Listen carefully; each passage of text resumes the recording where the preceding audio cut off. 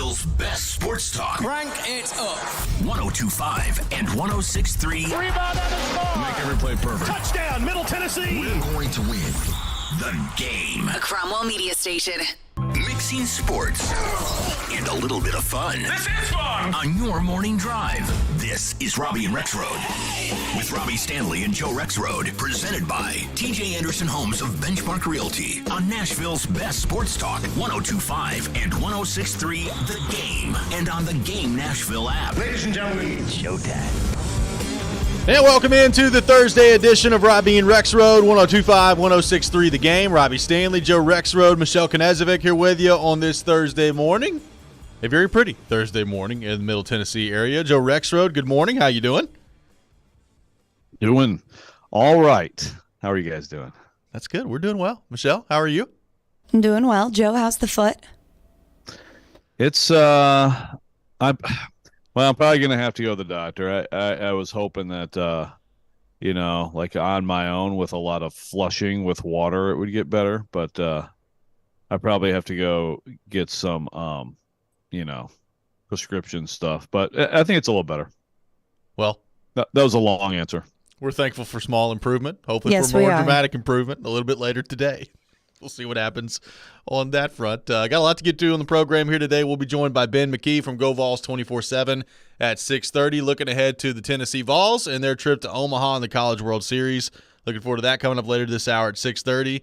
And our weekly visit with Charles Robinson from Yahoo Sports from 8 to 8:30. We'll get into all things NFL with him. The Stephon Diggs situation, which I guess has been resolved. We'll get into that a little bit later in the show as well. 615-737-1025, our phone number. So, Joe, I want to read you something, a small little snippet from Jim Wyatt's observations yesterday from the final day of Titans OTAs. And here's what Jim Wyatt had to say at TennesseeTitans.com. Quote, quarterback Malik Willis ended his offseason on a high note. Willis connected with Kinsey and Wiley on passes in an unscripted period before throwing a touchdown pass to receiver Treshawn Harrison, who made a nice catch on a ball that was tipped by defensive back Alonzo Davis. Willis also connected with Kinsey and tight end Alize Mack for a late practice touchdowns. I must say, Willis impressed me this offseason. He's improved from a year ago. That was what Wyatt had to say on Malik Willis. And here's what he had to say on Will Levis in his day yesterday. Will Levis had some bad luck, but he also made some mistakes that resulted in balls being intercepted. Levis saw two of his passes go through the hands of receivers, but later a deflected pass was intercepted along with another that was also batted at the line of scrimmage. So, again, this is one day of OTAs in June. So let's keep that in context when we're talking about this discussion here. We talked a couple of weeks ago, Joe, about how everybody was freaking out that, like, Will Levis missed the throwing net a couple of times in the drills that they were doing, and I was like, hey, guys, can we please pump the brakes on the throwing net in, I believe it was May at that time, if not early June. So let's keep all this in context.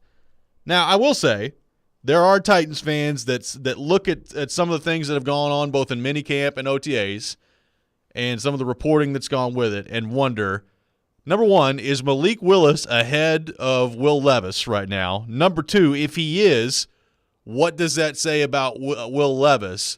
And some people are going as far to say if Will Levis is at any point behind Malik Willis, then the Titans may have made a bad pick. So when you factor in all these discussions, and probably the main part of the discussion in my mind, Joe, that it's June 15th, what is fair, what is not fair when it comes to the Malik Willis / Will Levis discussion with the Tennessee Titans? I think it's fair to call most of that discussion pretty dumb, but at the same time, I understand that people. Here's the thing: I think the problem with this whole thing is that people start out with this: Malik Willis can't throw a football, can't tie his shoes. What is just atrocious, right? And then you factor in, of course, there's excitement. Now, granted, there's a lot more negativity than normal, I think, when you see a team draft a quarterback high. But you also knew that it wouldn't take long for people to start getting excited. And on here, on WHMR here, we got people talking about how Levis should start over Tannehill, which is, oh, my goodness, quite a take. We do. Oh, how the Vols fans have turned blue.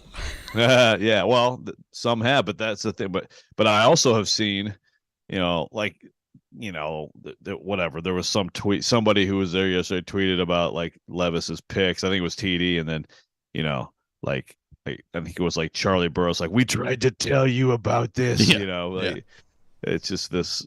So there's still plenty of Vols fans who are ready to point and I told you so on it. I mean, I got gouted out of yesterday, so I didn't see yesterday, but we've been talking about. I mean, I think it's pretty close right now. It's pretty close between them. I agree that Malik Willis has improved. My goodness, I mean, wouldn't you have expected that? I would be severely disappointed had he not shown any improvement whatsoever from last time. Right. From last time we saw him. I mean, this guy is certainly came in, kind of behind the curve, as we've talked about. I'll hang up and listen and wait for a Hugh Freeze quarterback who's NFL ready. But he does have talent, ability. We saw that last year too. Didn't go well at all in games. But yeah, I mean, I think he's gotten better. I think it's very close. I think the fact that it's very close, certainly, I'm not changing my prediction that Will Levis ends up winning QB2. But also, hey, let's see. Let's keep an open mind the next few weeks and then into camp. I mean, it's competitive. It's not easy. And so, but yeah, the leaping to these conclusions based on anything ever on any topic that happens in May and June, usually, like, it just doesn't lead to anything. Like, camp alone lies to us. Camp lies to us, and this is not camp. No, you're exactly right. Now, and the phrase that you just said, which, I mean, you've been out there on the practice field saying that, it's close between Malik Willis and Will Levis. There are some Titans fans that are just appalled by that. Like, they can't imagine a world where it's close between Malik Willis and Will Levis, and that you drafted Will Levis and moved up in the second round to go get him, and that he's close. The other part of this, we've thrown this hypothetical out there before, and I do wonder, like, because Malik Willis had to play last year, and the more I think about that, the more I think the Titans, number one, did themselves a disservice, and number two, did him a disservice by not handling the backup quarterback position better than they did a year ago. But the more I think about this, the more I do wonder that hypothetical we've thrown out there.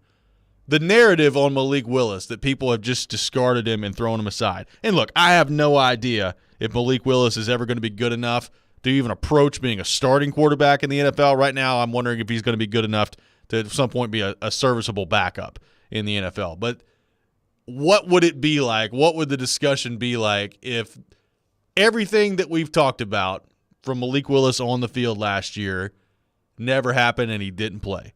The Titans would have still seen him at practice.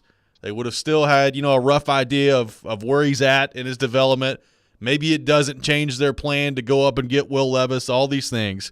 But strictly from like the fan base's point of view, from our point of view in the media, having watched him play and how far away he was from being ready to play last year, how much different would he be viewed heading into this camp if we never saw that a year ago? It's wild to think about how he probably had no business whatsoever ever setting foot on the field last year.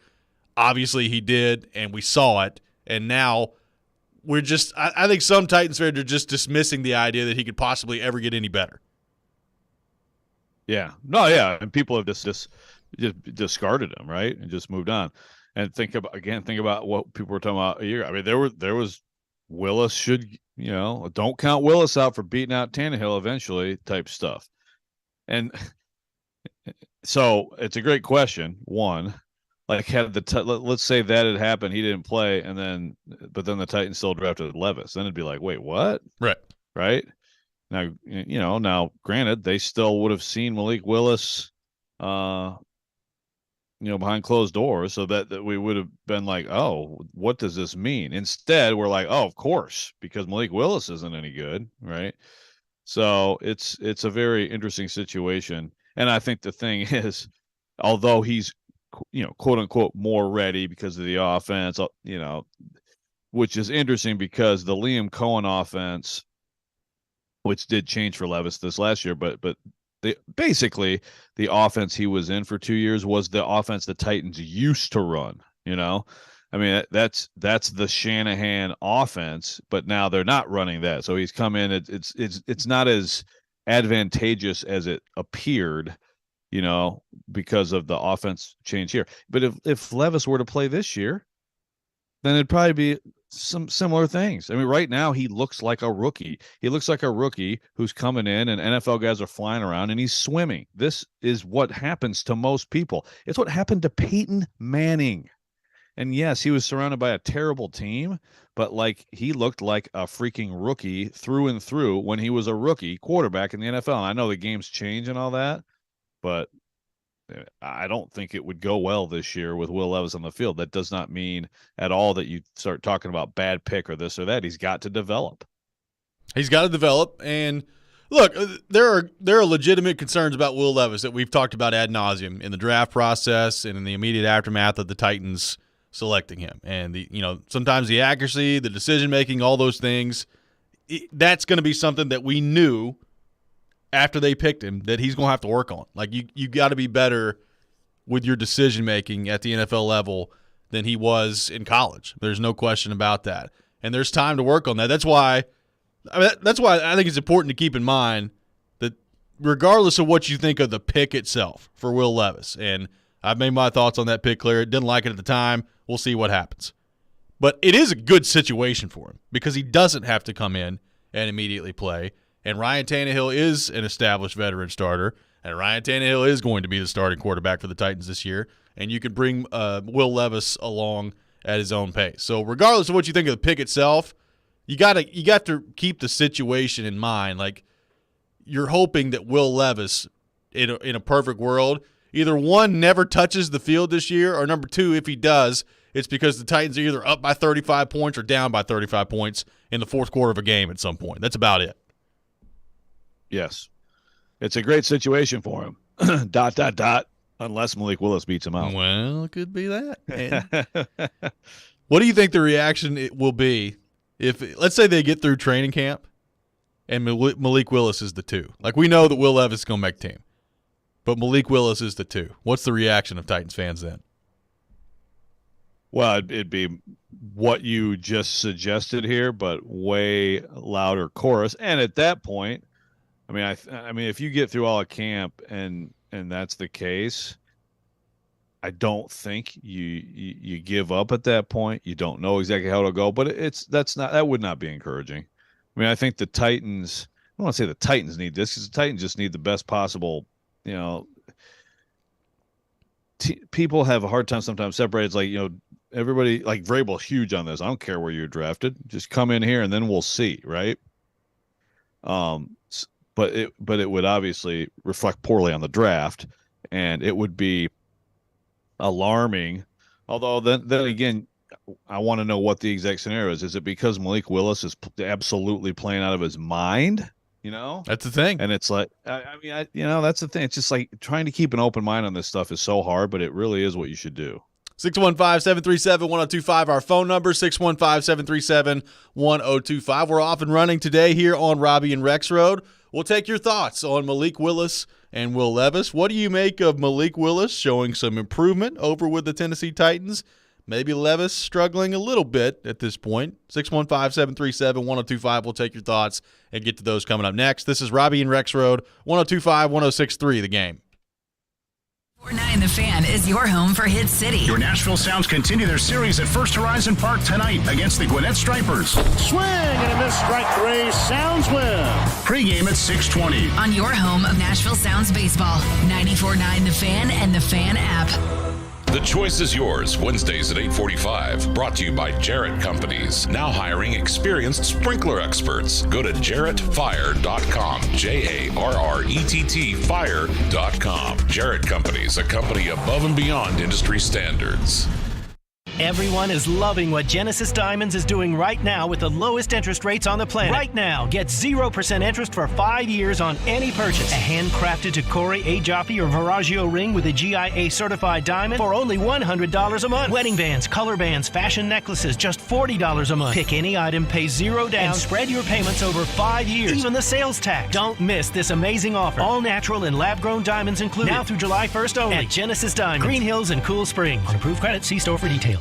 If you're hiring, it can feel like you're trying to find a needle in a haystack. You can hope the right person comes along, or you can just use ZipRecruiter. And now you can try it for free at ZipRecruiter.com/radio. In fact, ZipRecruiter has helped a lot of business owners find their needle in a haystack, like Marco, president of operations at Telly Tires and Auto Centers. Because Telly Tires has grown a lot in the last few years, Marco needed to hire everyone from a receptionist to a store manager to a head mechanic. ZipRecruiter helps me find all the right people, even the most difficult jobs to fill. ZipRecruiter helps me keep my business running. Take it from Marco and millions of other businesses who've used ZipRecruiter. ZipRecruiter can help you find the needle in the haystack. See why 4 out of 5 employers who post a job on ZipRecruiter get a quality candidate within the first day. And right now, you can try ZipRecruiter for free. That's right, free at ZipRecruiter.com/radio. That's ZipRecruiter.com/RADIO. ZipRecruiter.com/radio. ZipRecruiter, the smartest way to hire. Buffalo Bill's Center of the West in Cody, Wyoming welcomes you as you enter Yellowstone Park's East entrance. 5 museums in one, including the fantastic Whitney Western Art Museum. Welcome to the West. Buffalo Bill's Center of the West, Cody, Wyoming. Prescription products require completion of an online consultation with an independent healthcare provider and are only available if prescribed. Subscription required. Additional restrictions apply. See website for more details and safety information. Want to get FDA-approved generic Viagra sent to your door and get your first month free? FreeRexMD.com has made the process incredibly simple. Here's what FreeRexMD.com patients are saying. The process was really easy. You go online, you answer the medical questions. I didn't have to call a doctor. They made it fast and simple. I order it. The medication is at my house within a couple of days. I can tell my wife is happier. I am definitely much happier. Your consultation is free, your shipping is free, and your first month is free. Generic Viagra starting at just $2 per tablet at FreeRexMD.com. My partner thinks that I am a rock star. It's life-changing. It's literally life-changing. I wish I hadn't waited as long as I did. Go to FreeRexMD.com to get started right now and get your first month free. That's FreeRexMD.com. Anyone want to tell me what happened? Did you miss any of today's show? It's okay. It's fine. Don't worry. Subscribe to the Robby and Rexrode podcast on Apple, Spotify, and other podcast platforms, or by going to theGameNashville.com. All right, I'll give it a shot. Good morning. You're locked into Robby and Rexrode, presented by TJ Anderson Homes of Benchmark Realty. I have the radio on. I'm listening to 102.5 and 106.3 The Game and the Game Nashville app. He's improved at letting it rip and kind of getting his body in time with his brain, something you said a lot, talked a lot about this time last year. How have you seen him grow in that area? I thought he continued to get better. I thought just his attitude, his demeanor, making little coaching points with them and seeing that immediately translate, him understand, the reason for saying that, Today was something cool that came up. I moved the ball to the 35-yard line and said it was 3rd and 7. And it was Malik, and we converted. But following back up on him, I was like, hey, what was the situation? And it didn't dawn on him that we were kind of right on that fringe field goal, 3rd and 7, not trying to lose any yards, could potentially go for it on 4th down based on the wind and whether we feel like we can kick and make a field goal from that distance. And, long story short, we converted. But eventually it's going to have to be, all those things are going to have to trigger in a quarterback's mind, pretty quickly as the ball's being set and guys are getting into the huddle and the calls coming in. They have to, the quarterback has to think like, I would, and saying, even if I take care of the football and I gain a couple yards and don't lose any, we can kick a field goal or put coach in position to, to potentially go for it. So those are great learning opportunities, and he, very receptive to all those. That was Mike Vrabel yesterday over at St. Thomas Sports Park discussing the improvement of Malik Willis We're taking your thoughts on the quarterback situation for the Titans. Malik Willis showing improvement at minicamp and OTAs. Will Levis struggled yesterday out there, according to reports. It is June, so keep that in mind in this discussion. But taking your thoughts on our phone and text lines, driven by WilsonCountyHyundai.com, 615-737-1025. I thought that was a really interesting answer from Vrabel there, and kind of a reminder that when he wants to be insightful, Joe, Mike Vrabel can be very insightful. I enjoyed that from Vrabel yesterday. Yeah, I also saw some reaction to that in terms of attitude and demeanor. Wait, what are we talking about here? Interesting. Demeanor certainly is something last year that I recall in camp. Vrabel, one day in particular, basically he would always get after Malik Willis for being too casual, take over the team. You're the quarterback, rather than just I know one time Vrabel sort of mocked his walking, walking to the huddle, get in there and take charge. Stuff like that. So as far as attitude, it's an interesting, word choice there.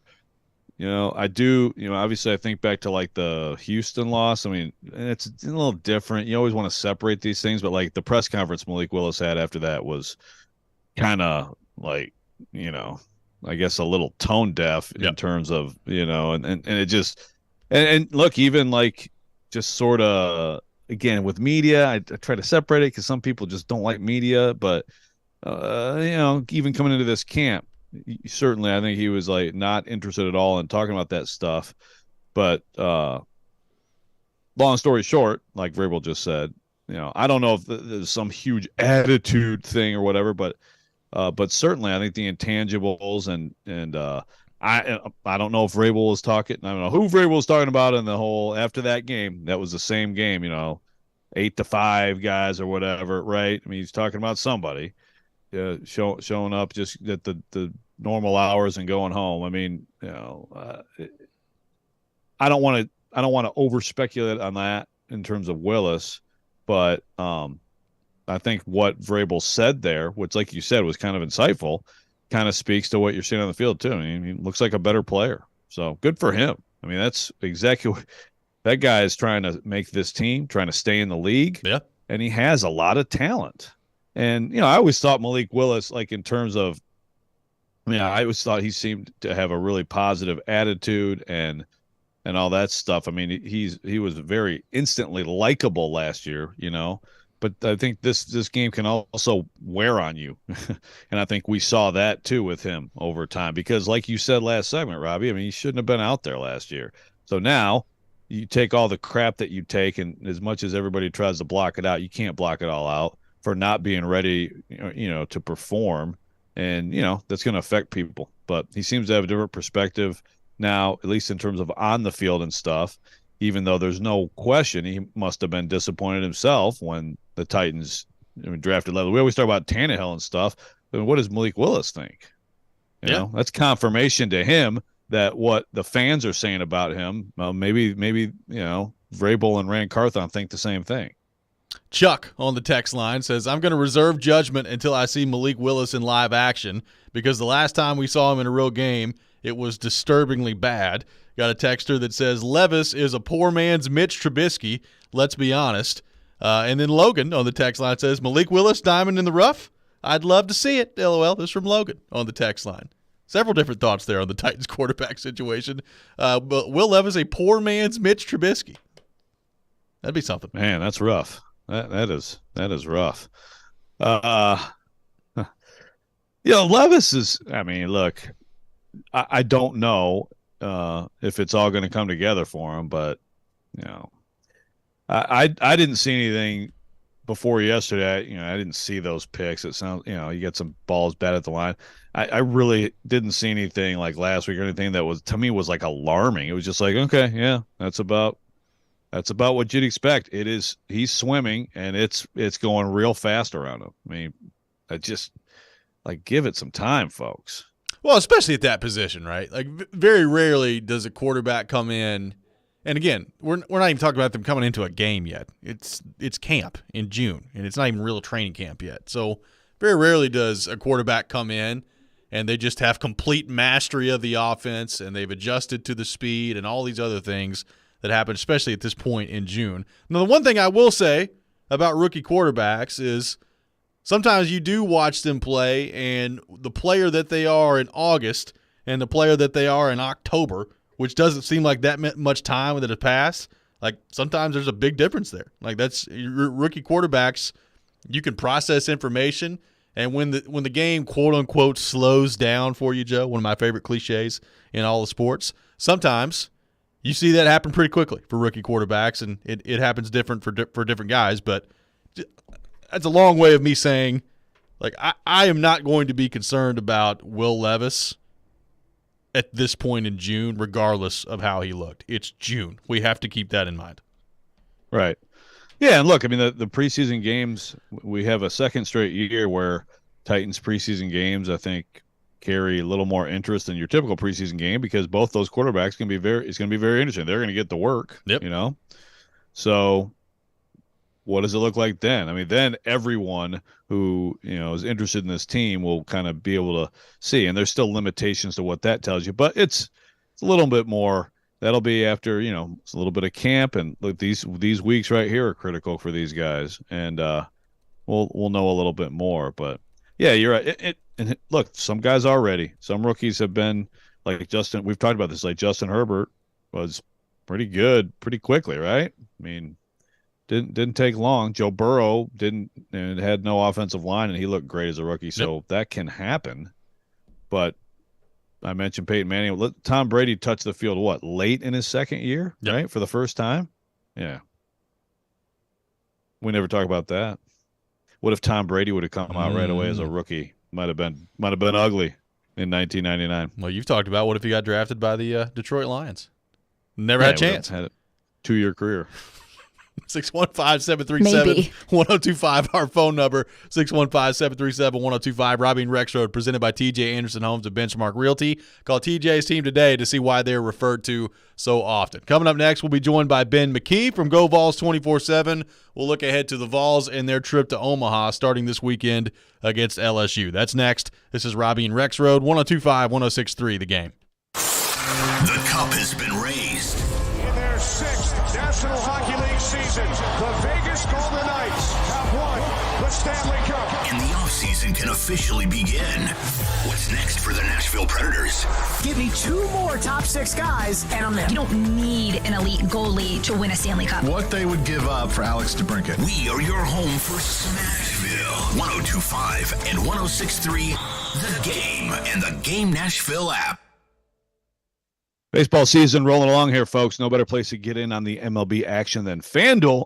Excuse me, America's #1 sportsbook, my sportsbook, because right now new customers get a no-sweat first bet up to $2,500, $2,500 back in bonus bets if your first bet doesn't win.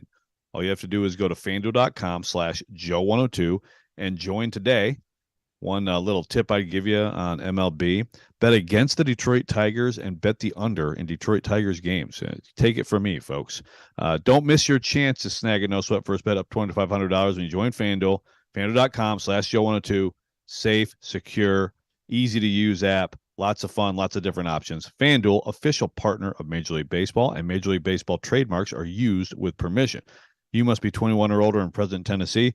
First online real money wager only. $10 deposit required. Refund issued is now withdrawable. Bonus bets that expire in 14 days. Restrictions apply. See full terms at FanDuel.com/sportsbook. Gambling problem? Call the Tennessee Red Line 800-889-9789. The FedEx St. Jude Championship returns to TPC Southwind August 9th through the 13th. Don't miss your chance to witness the top 70 players from the PGA Tour season battle it out in the first event of the FedEx Cup playoffs.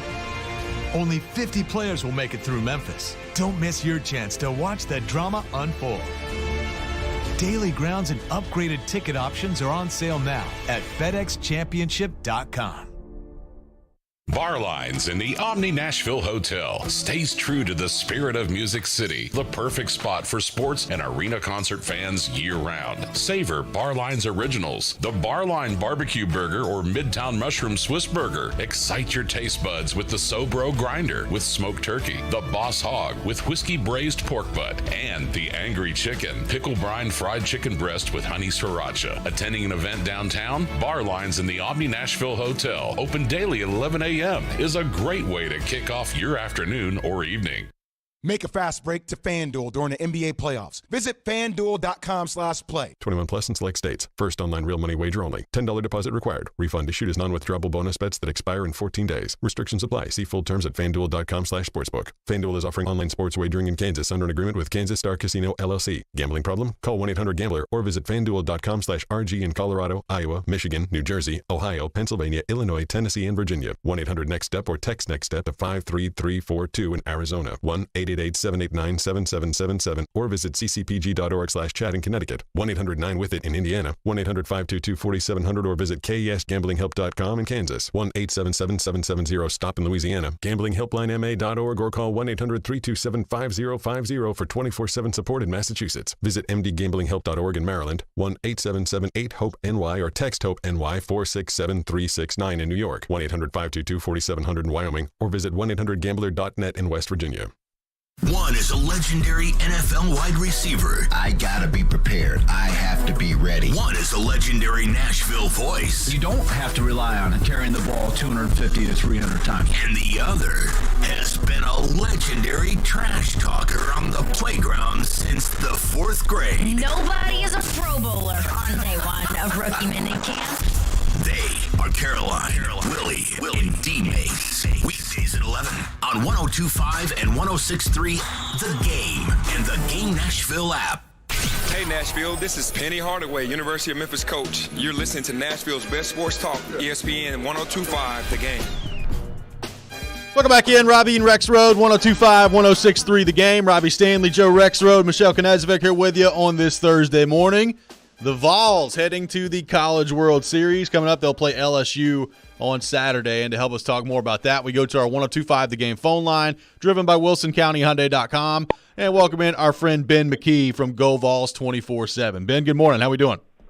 Good morning. I'm great. How are y'all? Awesome. How was spending a weekend in Hattiesburg, Mississippi with Joe Rexrode? Oh, Joe made it everything. I mean, I was not looking forward to Hattiesburg, Mississippi until I knew Joe Rexrode was going to be there. And of course, Joe is friendly with the card here and there. Hope his wife isn't listening. So Joe makes it an extra good time. So Joe made it all work out. Joe made it the best. Well, Ben had some interesting stories, but we won't share them here. So, Ben, obviously a dramatic series for Tennessee. You got the weather delays and all these things, but at the end of the day, Drew Beam comes up with a gem. Chase Burns comes in for the bullpen, and the Vols advance to Omaha for the second time in the last 3 years. Just that accomplishment itself, getting to Omaha for the second time in a 3-year span, and, you know, obviously maybe the best team in that stretch, not maybe, the best team in that stretch didn't make it to Omaha. What do you make of the job that Tony Vitello has done and what this now consistent success kind of establishes with this program in your mind? Well, I think it's Tony's best coaching job at Tennessee. And I mean, it's a short tenure to this point, 6 seasons. But still, I think it's his best coaching job. And not just him. The whole coaching staff deserves credit. Josh Elander, Frank Anderson, all the volunteer assistants. They've just done a tremendous job. And it wasn't even necessarily on the field changes, in my opinion, that sparked this team. Of course, there were those mid-season shakeups of the starting rotation, but more importantly, I thought at least a couple of weeks ago, I was questioning just how good this team's leadership was. I didn't know that it was necessarily in the right place. It wasn't what it was the last 2 seasons, which the last 2 seasons felt so easy compared to this year, where this year has been so difficult at times, especially earlier in the year. But I didn't think the leadership was necessarily where it needed to be, and I didn't think that they handled adversity all that well. I thought that those 2 things were this team's biggest flaws, more so than on the field, X's and O's, and simply playing baseball. And Tony Vitello has waved his magic wand, and all of a sudden the leadership is where it needs to be, and the accountability and ability to battle through adversity is absolutely there. I mean, just look what they've done the past 2 weekends with all the circumstances that have been thrown their way. So I think it's Tony Vitello and this coaching staff's best coaching job at Tennessee. And in terms of what's next with this kind of newfound success for Tennessee's baseball program is expectations are rising. You know, getting to Omaha in 2021 was nice, but they did go 0-2. And I mean, everybody wasn't freaking out. Nobody was really upset after that. Disappointed for sure, but of course they were just happy that they kind of made it to Omaha. But this year kind of feels a little bit different, and moving forward it will definitely be different in the sense of at some point you got to start winning games when you get to this point as well. So expectations have certainly changed and will continue to change because of all the talent that they're bringing in. So, Ben, who on the players, because I agree, obviously, Tony did a great job, but all coaches talk about, there's limitation. Like, you got to have the quote-unquote player-coach team. I mean, you got to have that. The coaches can't do everything. So who would you give credit to in terms of stepping into those voids a little bit as leaders on this team right now?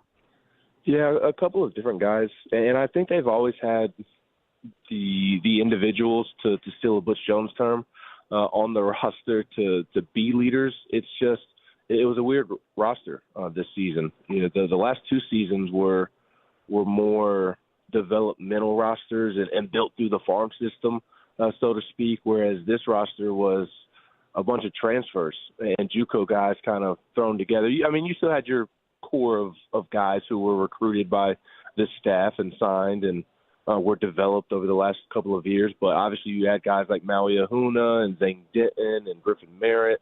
And then even those core guys that I just mentioned, I mean, even they're in new roles this season. It's not like they were stepping into the same role like a Jordan Beck or Drew Gilbert was last season.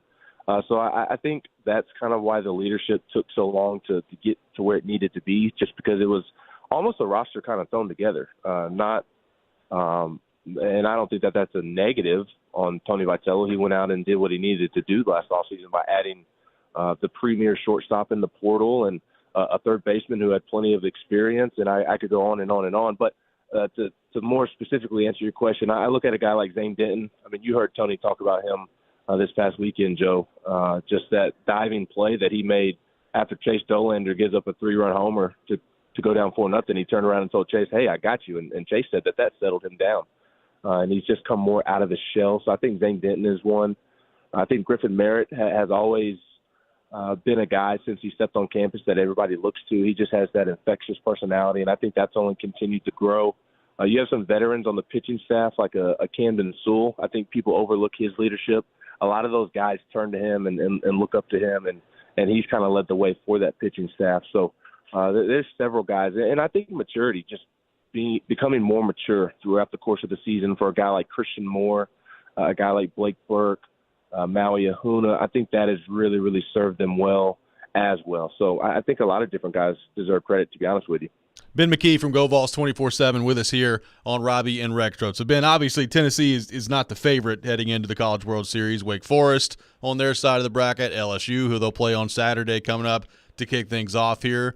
But with the pitching that Tennessee has, both with the starters and with Chase Burns in the bullpen and some other arms that they have, how much of a chance does their pitching, in your mind, give them in this tournament? It gives them a chance to go win a national championship. I mean, the pitching is that good. Now, I'm not going to pick Tennessee to win the national championship, but you'd be a fool and silly, in my opinion, to not think that the pitching staff is capable of leading them to a national championship, leading them to the championship finals. We've seen what Andrew Lindsay has done all season. Chase Dolander is going to be a top 10 pick next month. Chase Burns has become the most electric arm out of the bullpen in the entire country. And I'm sure I'm leaving out guys. I mean, look, I left out Drew Beam, and Drew Beam just had his most impressive start of his Tennessee career, and he looks like a totally different pitcher, which is saying something because he was an All-American last season, but he looks like a totally different guy with this curveball that he has developed over the last month or so. And Seth Halverson and Camden Sewell and A.J. Russell and just on and on and on. I mean, even a guy like Aaron Combs coming in the seventh inning the other night and getting a big strikeout with runners on the corners, no outs. It felt like it was Southern Miss's chance to throw a punch. And at the top of the lineup, I mean, he strikes the guy out on, 4 pitches and kind of sets the scene for Chase Burns. So it is absolutely a pitching staff that can carry Tennessee. Now, the defense has to do what it needs to do behind it. That was an issue at the beginning of the season, and they've corrected that issue the second half. And the offense can't go ice cold. But especially against a team like LSU, and if they were to play Wake Forest in the second game, I mean, those are two offenses that are just absolutely lethal. LSU's offense probably best in the country, and we just saw what Wake Forest did to Alabama. So Andrew Lindsey, Chase Dolander, I mean, they've got to set the tone and lead the way for Tennessee these 2 games in Omaha. Well, we were having this discussion in Hattiesburg about what you do, because I think it'll be Skeens for sure. So if we go with that assumption, we were talking about this as Mike Wilson sat there like reading a book at a restaurant. So I think Lindsey, you could look at him and say he's emerged in that role, the Friday guy. And a lot of times the guy has kind of a rough start. You expect him to bounce back. He's been very consistent. But also I would argue Chase Dolander, I still feel like has, when he's got his best stuff, it's maybe a tick higher, and and a guy that's what you want to take, to battle a Skeens with. So what would you do if you were Tony Vitello in terms of starter in this game, and what do you think he will do? I think I would go with Andrew Lindsey. He is the guy that I trust most right now. I'm a big fan of Chase Dolander. Andrew Lindsey is going to be a second, third round pick, I'd say. As of right now, that's my guess without really looking into it too hard before we turn our attention to the draft. But he's probably a top 100 pick with what he's done these last 2 months. But there's a reason Chase Dolander is going to be a top 10 pick next month. So it would be hard not to give the ball to Chase Dolander, but it's no secret that Chase has been inconsistent this season, and Andrew Lindsey may not have the same exact stuff that he has, but it's not too big of a difference, and he's been far more consistent. So I'm not playing around or trying to get cute at this point in the season, and I'm turning the ball to Andrew Lindsey. And I think Tony has that same mindset. I mean, you had a couple of pitching decisions there at the end of the regular season. Why'd you leave this guy in this long? Why'd you pull this guy a little too early? And the common theme or message from Tony, I thought he kind of shifted maybe his line of thinking, because he's so dead set on the pitching plan, or was coming into the game, that sometimes gets him in trouble because he's so dead set on sticking to it. Whereas now, and he talked about this after some of those decisions that he made at the end of the regular season, like he knows that those guys are in the bullpen if they need them. So let's let the starter do what they need to do. And then if we need those premium arms out of the bullpen, then we'll go to them. So I think that's a sign of him just kind of sticking to his guns and sticking to Andrew Lindsey. And I'd be kind of surprised if he didn't roll with Andrew Lindsey, because quite frankly, I mean, he's been Tennessee's best, most consistent pitcher all season long. Well, Ben, we're looking forward to this coming up on Saturday against LSU. Going to be fun to watch the Vols in Omaha. Really appreciate you taking time to join us, and we'll talk to you soon. Yeah, thanks, guys, for having me on. Absolutely. Ben McKee from Go Vols 24/7, our guest here on Robby and Rexrode. We'll take your thoughts. 615-737-1025 is our phone number, 615-737-1025. We are streaming live on Twitch, Twitter, YouTube, and Facebook. Our video streaming brought to you by Superbook, live from our 1025 The Game studio, brought to you by Hiller Plumbing, Heating, Cooling, and Electrical. Coming up next, it is time for the best and worst things in sports. We'll take your submissions on our phone and text lines. We'll do that next. This is Robby and Rexrode, 1025, 1063, The Game. We are Nashville's best sports talk, live and local from 6 a.m. to 6 p.m. When you want the national Hey. I got this. I'll take it from here. Okay, go ahead. Dying to hear this.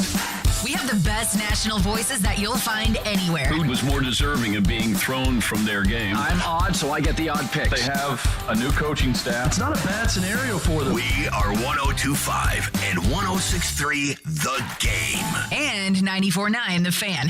Willie Donick here for Pella Windows and Doors of Nashville. The official brand perception report is in, and the Pella Windows and Doors brand is #1 for the most trusted, most often recommended by others, and highest quality. Nashville area homeowners are very lucky because Pella Windows and Doors of Nashville is one of the top locations in the country. They provide award-winning excellence when it comes to craftsmanship and installation. If you need new doors or windows, I suggest you choose the experts at Pella Windows and Doors of Nashville. Go to PellaofNashville.com. It's time to tee it up at Edwin Watts Golf Shops for the hottest gifts for dads and grads. Featuring the Titleist TSR drivers. Elevate your game and hit faster, longer, and straighter with the Titleist TSR drivers. And from Bushnell, the new Tour V6 Series laser rangefinders provide you the most accurate distances in golf. There's always gift cards for dads and grads in any amount. Edwin Watts Golf Shops, home of the 90-day satisfaction guarantee, and shop us in store or online at EdwinWattsGolfShops.com. Trust your pets with Caudle Vet Clinic, East Nashville in the heart of Inglewood, offering compassionate care for your fur baby's optimal health. From vaccinations to health checkups, teeth cleaning, grooming, and surgical procedures, visit CaudleVetClinic.com to learn more. Caudle Vet Clinic, where pets are family. Are you kidding me? Gas prices are up again? Somebody has to do something. Well, someone did. That's why I use Upside. Upside? What's that? It's a free app that pays you back real money for every gallon of gas or diesel you buy. I just earned 25 cents back on every gallon of this tank. So the Upside app is free and you actually get cash back every time you use it? No strings attached? Yep, it's awesome. Check it out. It only takes a couple of minutes to sign up. Instead of just watching your dollars go into your tank, start putting money back into your wallet with the free app from Upside. With the price of gas today, it's big news and big money. To cash out of your Upside cash, just transfer it to your bank account, PayPal, or a gift card. Upside users have already earned over $200 million. Now it's your turn. Download the free Upside app and get cash back on every gallon of gas. Use promo code ESPN17 for an extra 25 cents per gallon on your first fill-up. That's code ESPN17. Use code ESPN17 for an extra 25 cents per gallon back in your first fill-up. Cashback's not available in gas in New Jersey and Wisconsin. 1 Mississippi, 2 Mississippi. Keep counting at those stop signs, Alex. Full stop and doesn't go until she counts to 5, McSweeney. Because you are a safe driver. And like most drivers who sign up for Snapshot from Progressive, which customizes your rate for how and how much you drive, you could earn a discount for your good driving. So don't turn into an Alex rolling stop and goes whenever she wants, McSweeney. Because once an Alex full stop and doesn't go until she counts to 5, McSweeney, always an Alex full stop. Well, you know the rest. Sign up for Snapshot today. Progressive Casualty Insurance Company and Affiliates. Snapshot not available in all states or from all agents.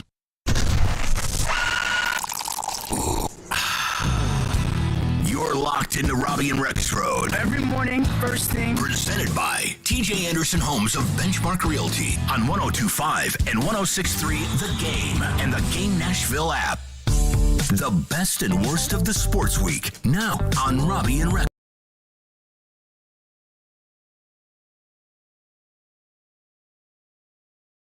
Things in sports for this week. We'll take your submissions on our text line driven by WilsonCountyHyundai.com. 615-737-1025 is our phone number, 615-737-1025. Joe Rexrode, your best and worst things this week in the world of sports. You know how I love to do these this way. I do. So I'll do another one this way. So my best is the Tennessee baseball team. And I think Ben McKee laid it out well for us there. Even as of not too long ago, they go to Hoover, they get bounced right away. This lineup, who is the leader on this team? Do they have what it takes? Do they've played better? They got themselves in the tournament, but really, does this team have it? And the Clemson incredible win. I mean, that's an all-timer, for that program. And certainly for this team, for the guys involved, they're going to remember that game. And then what they did down 4-0 against Southern Miss's Ace in a snake pit of an environment when it looked like it was completely getting away from them. Awfully impressive. They outscore Southern Miss 13-0 after it looks like they were toast. And so on they go. And it's just really impressive, and I think that they are a team to be taken seriously in Omaha. My worst, and I swear is the last time I'll complain about this, okay, is the way that region, all of the things went down. And I'm not talking about the choice of the super regional. I think that should change, but under the guidelines, fine. But I mean, just you can't, if a TV executive is going to be making the call, please, someone say, please look at this information. And also, I'm going to add on to this. I saw a Memphis reporter in particular, but you see a lot of this. Oh, so why are these Vols reporters whining about the weather? Now, granted, Mike Wilson, I mean, he went on an absolute Twitter just tirade about everything that was going on. in his life last weekend on Twitter. But including no Applebee's, but yes. Yeah, exactly.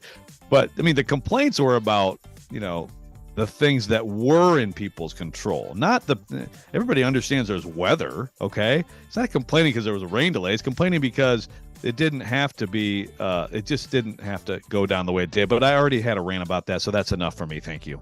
Thank you very much. Michelle Knesvik, your best and worst things in the world of sports. Am I doing a best that revolves around the Vols? Yes, I am. So everybody listen. I saw this story from a sports reporter from News 10 in Knoxville.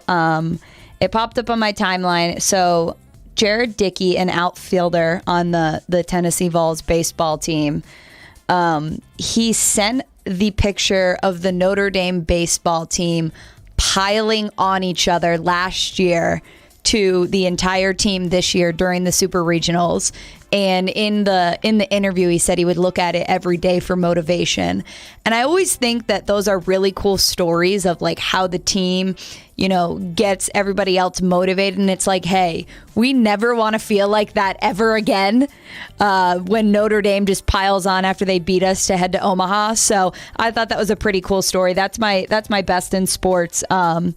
That, saw that, then they won, they're heading to Omaha and all of that. My worst in sports is that Nikola Jokic does not get to go home until after the parade. I don't know if you guys, very upset. I don't know if you guys saw his post-game press conference, but he's almost like just like the best basketball player in the world, but also at the same time doesn't really care. And he's just like, I just want to go home to my family. And if you haven't watched the post-game press conference after the Nuggets win the championship, he's so sad when he finds out that the parade's today. He's like, it's hilarious. Man, I just want to go home. So hope Nikola Jokic has fun at the parade and gets the quickest flight back home. But sure, he'll be on a flight to Serbia tonight at some point. Best and worst in sports. See, that's a good worst, but I would say, Nikola, be like Ovechkin, man. Find yourself a fountain and a bottle of champagne and just let it enjoy rip it for a minute. Well, also, I can do an honorable best really quick is when he had the goggles on and he's just so enthusiastically shaking the champagne bottle. He's like, get me out of here. Well, he did an interview with ESPN yesterday, and they were asking him, like, where's your finals MVP trophy? He's like, I have no idea. Yeah, he doesn't know where it is. I put it in the trainer's room, have no clue where it is. So, doesn't seem like he has a whole lot of interest in anything but going home right now, which is, I can't say that I necessarily blame him. All right, my best thing in sports, we will stick with Serbian greats. We just talked about Nikola Jokic. I will talk about Novak Djokovic. He wins his 23rd major in the French Open this past weekend. You can make a pretty good argument he's the greatest tennis player of all time. There's an article that I'm reading right now from Insider that says Novak Djokovic is the greatest winner since Michael Jordan. So that's a big take there. But, I mean, you're talking about – I've talked about this before, the golden age of tennis. He's kind of the last one left. I mean, you got Rafa somewhat holding on, but he's been dealing with injuries the last few years. Obviously, Federer's retired now. Watching those three specifically, Nadal, Federer, and Djokovic do their thing has been awesome, and major title number 23 for Novak Djokovic at the age of 36, which 36 years old is not that old, but in tennis, that is very old. And at the age of 36, to be able to still win a major title like he did is pretty impressive. So 23 majors for Novak Djokovic, my best thing in sports. And my worst thing, Joe Rexrode, Michelle Knesvik, the Vegas Golden Knights winning the Stanley Cup. It really is. I mean, I have nothing against the players on that team. Like, matter of fact, I like a lot of those guys. I've interviewed a lot of those guys, but just the reaction from the Vegas fan base and really the reaction from the rest of the league, just like, are you kidding me?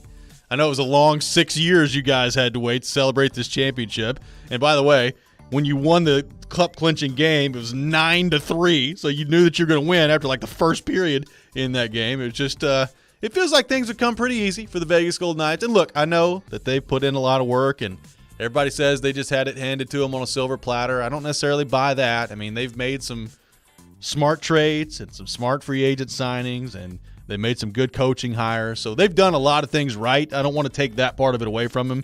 But just the NHL fan in me, knowing that there are some other fan bases, cough, cough, this one here in Nashville, that kind of had to do things the harder way. It is, I think, a lot of A lot of people don't like it that the Vegas Golden Knights have won the Stanley Cup, Joe Rexrode. Did you see the video of someone put it out there of like went at the horn? Yeah. Now, the fan was like, "Yay, we're gonna go to the buffet now. Bye." Also, honorable best in sports, the babies in the Stanley Cup. Yeah, it's pretty good. Like William Karlsson's baby was in the Stanley Cup. It's good stuff. Got a text that says, best in sports, Mark Stone with a hat trick in the Cup final, the Cup clinching game. So there you go for Mark Stone. Worst in sports, being a fan of Florida professional teams. It was not a great week for South Florida. I would actually argue it's a golden age for sports in South Florida. Yes. It's a lot of teams doing very well, knocking on the door. You got to knock on the door. A whole bunch of them knocked on the door. It was exciting, but in all seriousness, I mean, I would say an awfully freaking exciting year for all of those teams. Yeah, you wish one of them would have finished the job, but who had the Miami Heat in the finals, who had FAU or Miami in the Final Four, and who had the Panthers in the Stanley Cup final? Very few people. The only way to disqualify yourself from the actual golden age in Joe Rexrode's book is to win a championship. You can't win any of those. Hey, it's a golden age of sports talk radio. Golden age, but no gold to show.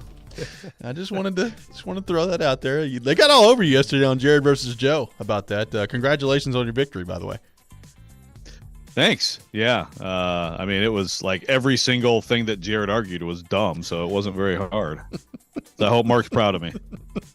I'm sure that he is. 615-737-1025 is our phone number. 615-737-1025. Coming up next, we will get back into the Tennessee Titans, including a very important player on the field yesterday for the Tennessee Titans for the first time this offseason. What does it mean, and what does it mean for his position group? We'll get into all that coming up next. Make sure you tune in for Nashville Sounds Baseball tonight at 6:35 on 94.9 The Fan. Sounds taking on the Gwinnett Stripers, the AAA affiliate of the Atlanta Braves. Sounds Baseball on 94.9 The Fan, presented by 312 Pizza Company, Farm Bureau Health Plans, and Family Leisure. This is Robby and Rexrode, 102.5, 106.3 The Game. All the big plays. Henry up the middle. Puts a little move. 10, 5, touchdown. All the big stories. Should the Titans go after DeAndre Hopkins? All in one place. We are Nashville's best sports talk. 102.5 and 106.3. Touchdown, Tennessee. I want to give you the best players. Does he want to retire a Tennessee Titan? The door's on the board. The Game and the Game Nashville app. ElectronicExpress.com. We make it happen. It's the symphonic rock experience everyone's talking about. The Nashville Symphony performs Windborne's The Music of Led Zeppelin, featuring conductor Brent Havens, vocalist Justin Sargent, and a full rock band. The hits of Led Zeppelin performed live as you've never heard them before. June 25th at Ascend Amphitheater. Tickets are on sale now at NashvilleSymphony.org. Full details at windbornemusic.com. For more than a century, AM radio has evolved to meet the needs of our community. In their car, at home, or on the job, more than 80 million listeners depend on AM radio each month. AM radio is also the backbone of the emergency alert system, which keeps us safe in dangerous times. It's reliable, free, and public safety depends on it. Text AM to 52886 and tell Congress we need AM radio in cars. This message furnished by the National Association of Broadcasters. Prescription products require completion of an online consultation with an independent healthcare provider and are only available if prescribed. Subscription required. Additional restrictions apply. See website for more details and safety information. Want to get FDA-approved generic Viagra sent to your door and get your first month free? FreeRexMD.com has made the process incredibly simple. Here's what FreeRexMD.com patients are saying. The process was really easy. You go online, you answer the medical questions. I didn't have to call a doctor. They made it fast and simple. I order it. The medication is at my house within a couple of days. I can tell my wife is happier. I am definitely much happier. Your consultation is free, your shipping is free, and your first month is free. Generic Viagra starting at just $2 per tablet at FreeRexMD.com. My partner thinks that I am a rock star. It's life-changing. It's literally life-changing. I wish I hadn't waited as long as I did. Go to FreeRexMD.com to get started right now and get your first month free. That's FreeRexMD.com.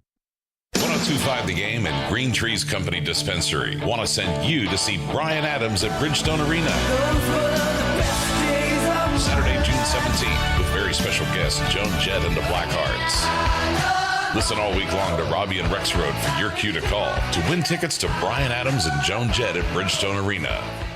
Now, your Game Center update. I'm Michelle Knezovic. The Tennessee Titans had their last day of OTAs on Wednesday, and Mike Vrabel said these next 5 weeks ahead of training camp could be the most important time of the year. Probably the most critical 5 weeks of the season. Just in my experience as a player and a coach, what you do away from here,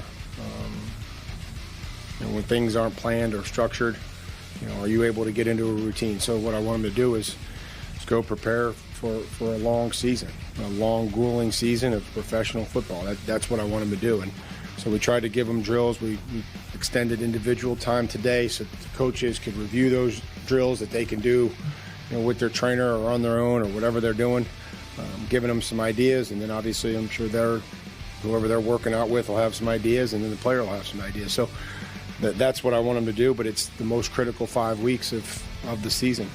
The Titans will report to training camp on July 25th. They also will do joint practices with the New England Patriots 2 days before their third preseason game in Nashville. This report is brought to you by the law offices of Amanda J. Gentry. I'm Michelle Knezovic for 102.5, 106.3 The Game. For more, follow us on Twitter at 102.5 The Game or visit thegamenashville.com. Live from the Hiller Plumbing, Heating, Cooling, and Electrical Studios.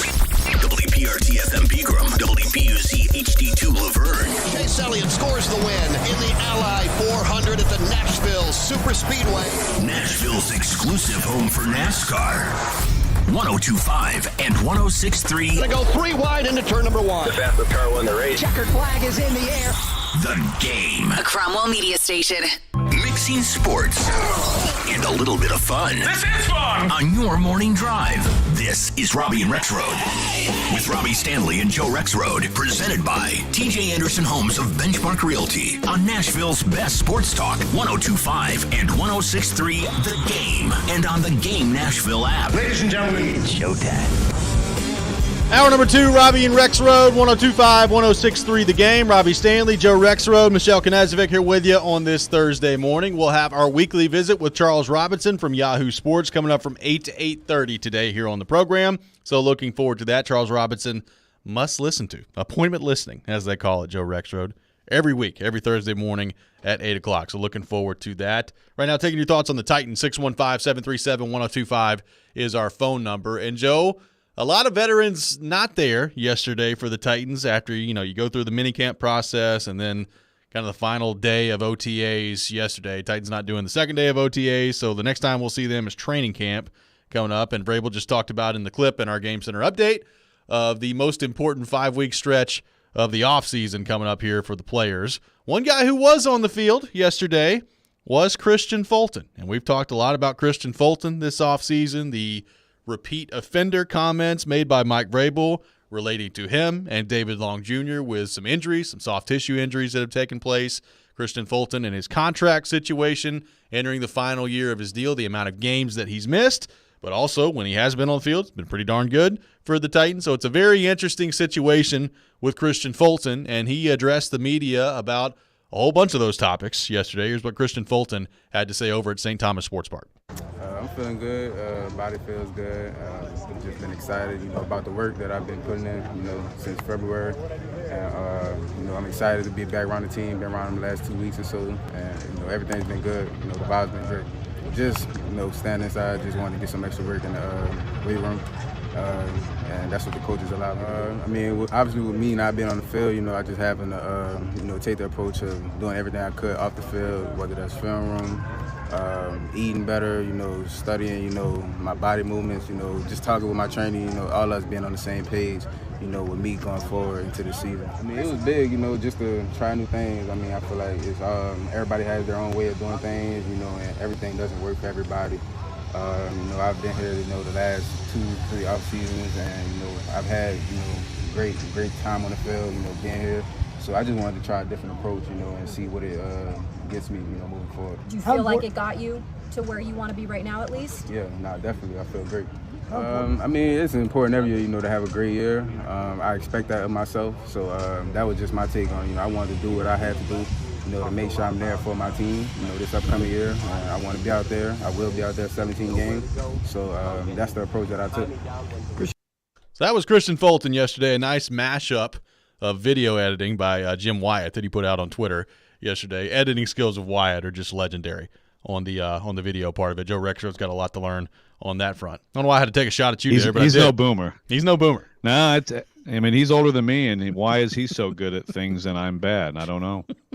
It's a fair question. But a lot of really interesting things I thought there, Joe, from Christian Fulton. Number one, he's not injured. He says he's not injured. He's just kind of been taking a different approach this year, and obviously we know the injury history that he's had. He's not been out there on the field with the Titans as he's been working out in the facility while minicamp and OTAs have been going on here.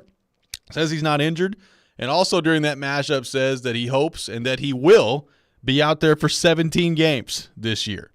You buying that, Joe Rexrode? What do you think of what Christian Fulton had to say yesterday? Well, that's every player's plan, right?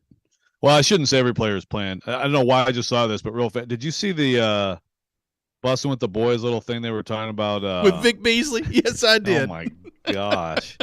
Chill and collect is the most amazing thing ever. Oh, man. He's like, yeah, we need to boycott the whole season. What do you guys say? And everybody's like, wait, who is this guy? What? Who wants to actually play football? That's overrated. Just give me some of that money. I mean, chill and collect.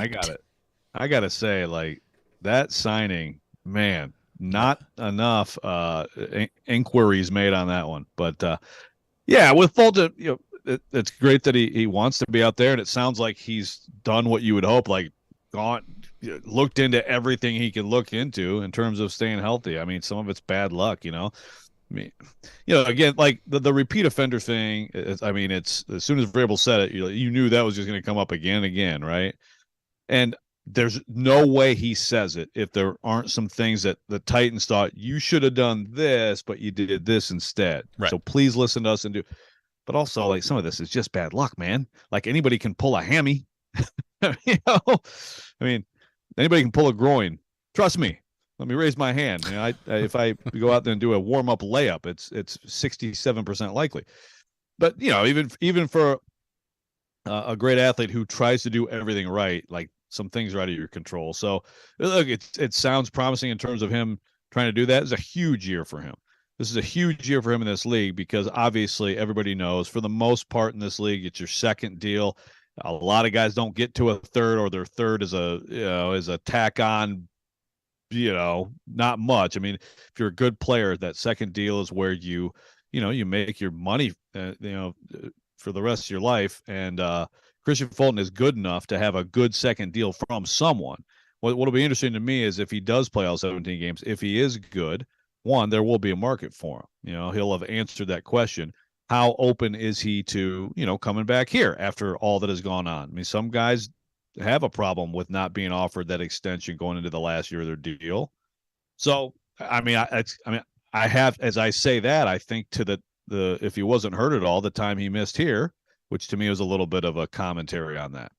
Well, that's the thing. Like, we've not really known what's been going on with him. So if he says he's not hurt, so has he been holding in, for lack of a better term? I mean, that's the only conclusion I can really draw from it. Right. And what else would it be?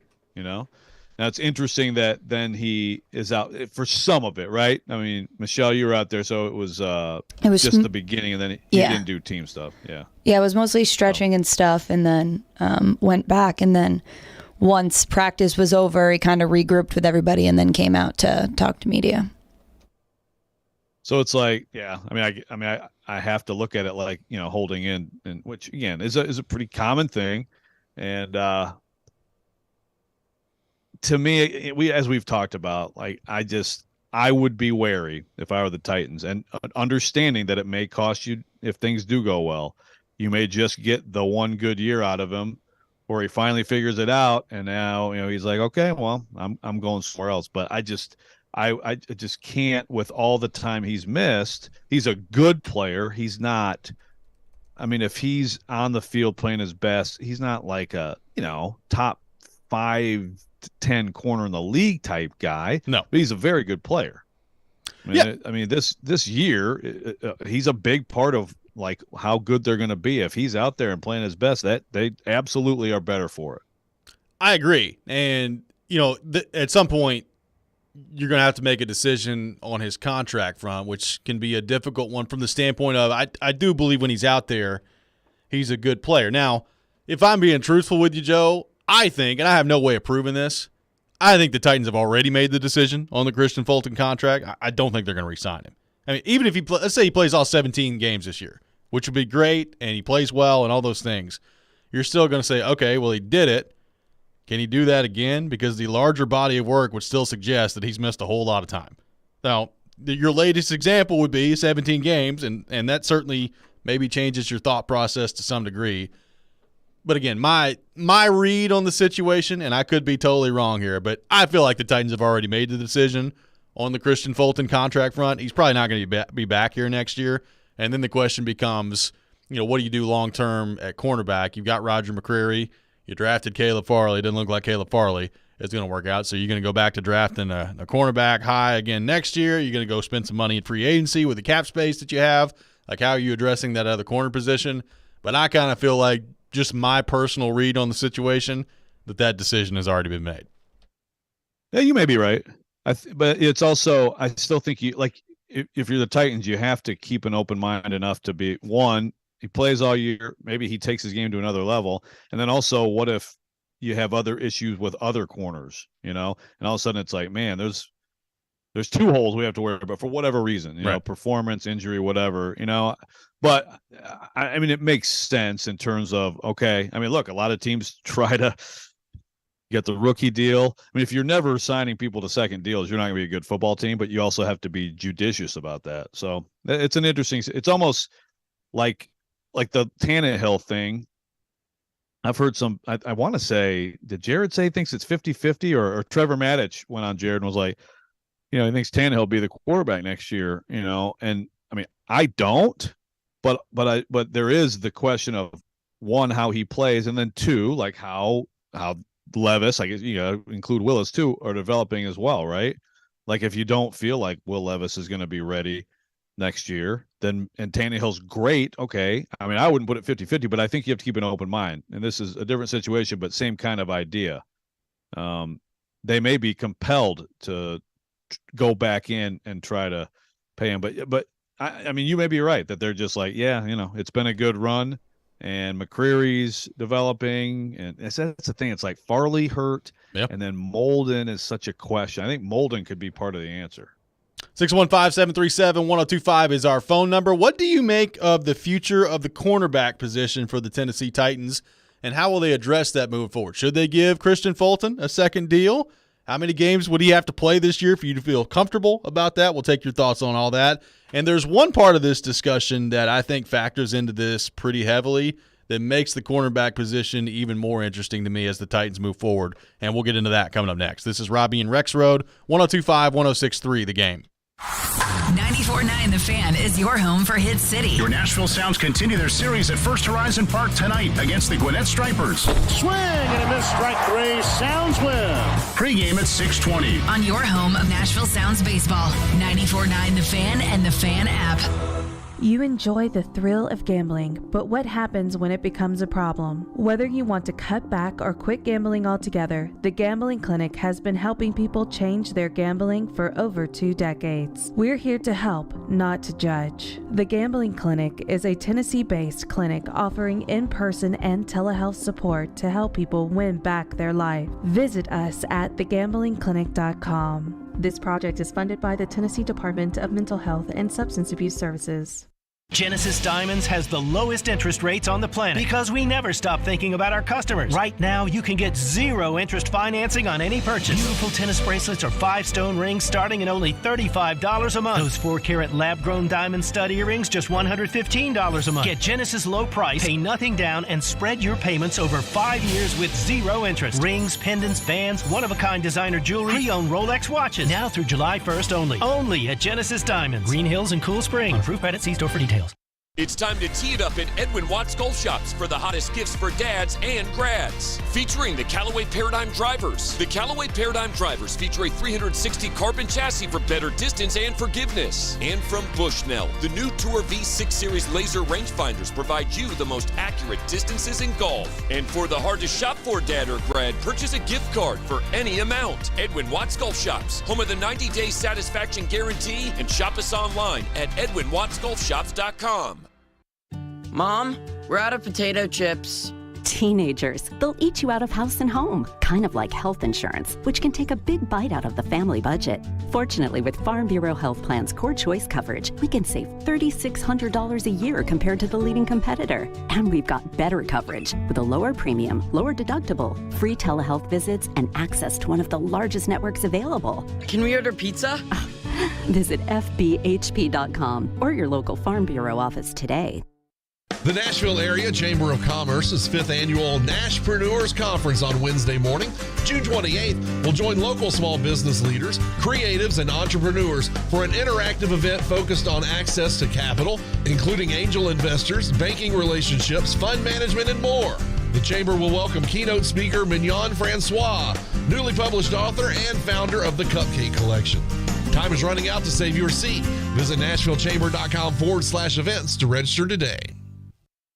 For the ones who know safety isn't a catchphrase, it's a culture.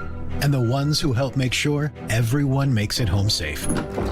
For the safety-minded who watch everyone's backs, Grainger offers supplies and solutions for every industry, as well as safety assessments and training to keep your facilities safe and your people safer.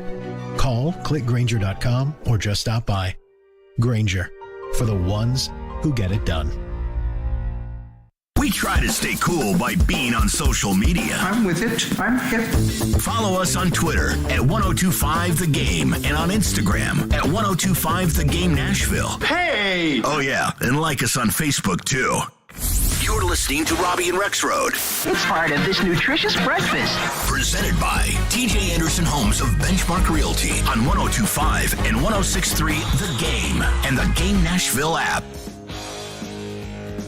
Welcome back in, Robby and Rexrode, 1025, 1063 The Game, presented by TJ Anderson Homes of Benchmark Realty, where their advanced pay-by-TJ option can save you thousands when selling your home.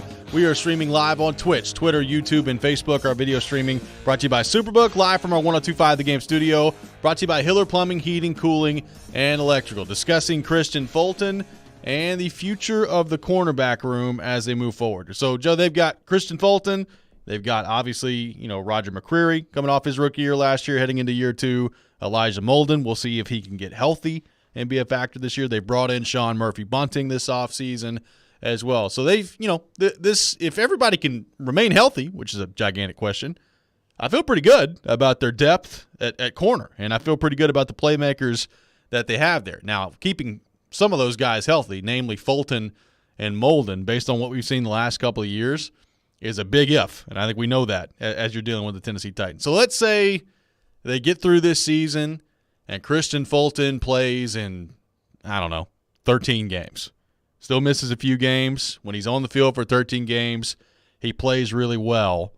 What do you do at that point if you're the Titans? Do you entertain signing him to a second deal? And the reason I bring it up is, yes, they're going to have a lot of cap space next year, and maybe the answer is as simple as you go out and you sign a cornerback in free agency, and that's the end of it. One thing they do not have a lot of as of this moment, Joe Rexrode, is draft capital next year. They have 5 picks next year. They do not have a third-round pick next year based on the deal to move up and get Will Levis with the Cardinals.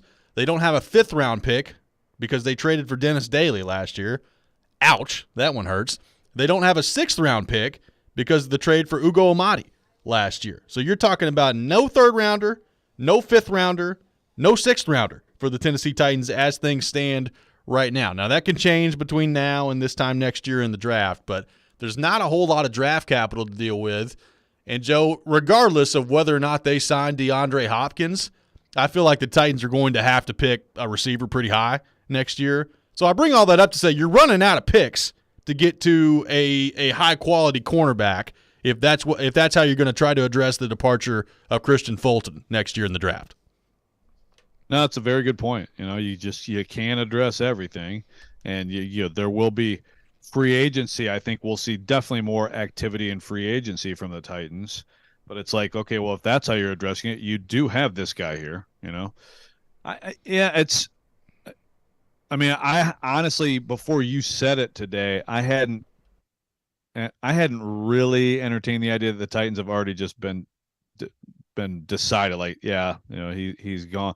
I mean, you may be right. I would not take that approach if I were them, just because of kind of what you just said there. Like, you just don't know, and it is possible that he had a flawed approach before, and he's changed things, and now voila, it's all good. He's figured it out. And by the way, now that he's always available and practices all the time and plays every week, he's better for it. Who knows? I mean, it's possible, because I think a big thing, like Molden it's a key, obviously, year for him also this year, right? I mean, it's a huge year for Elijah Molden and his future in this league, and the Titans moving around as safety. And that's the thing is, I still think he's best as a nickel. I think he's a tremendous nickel in some situations, and the versatility as a chess piece is really nice.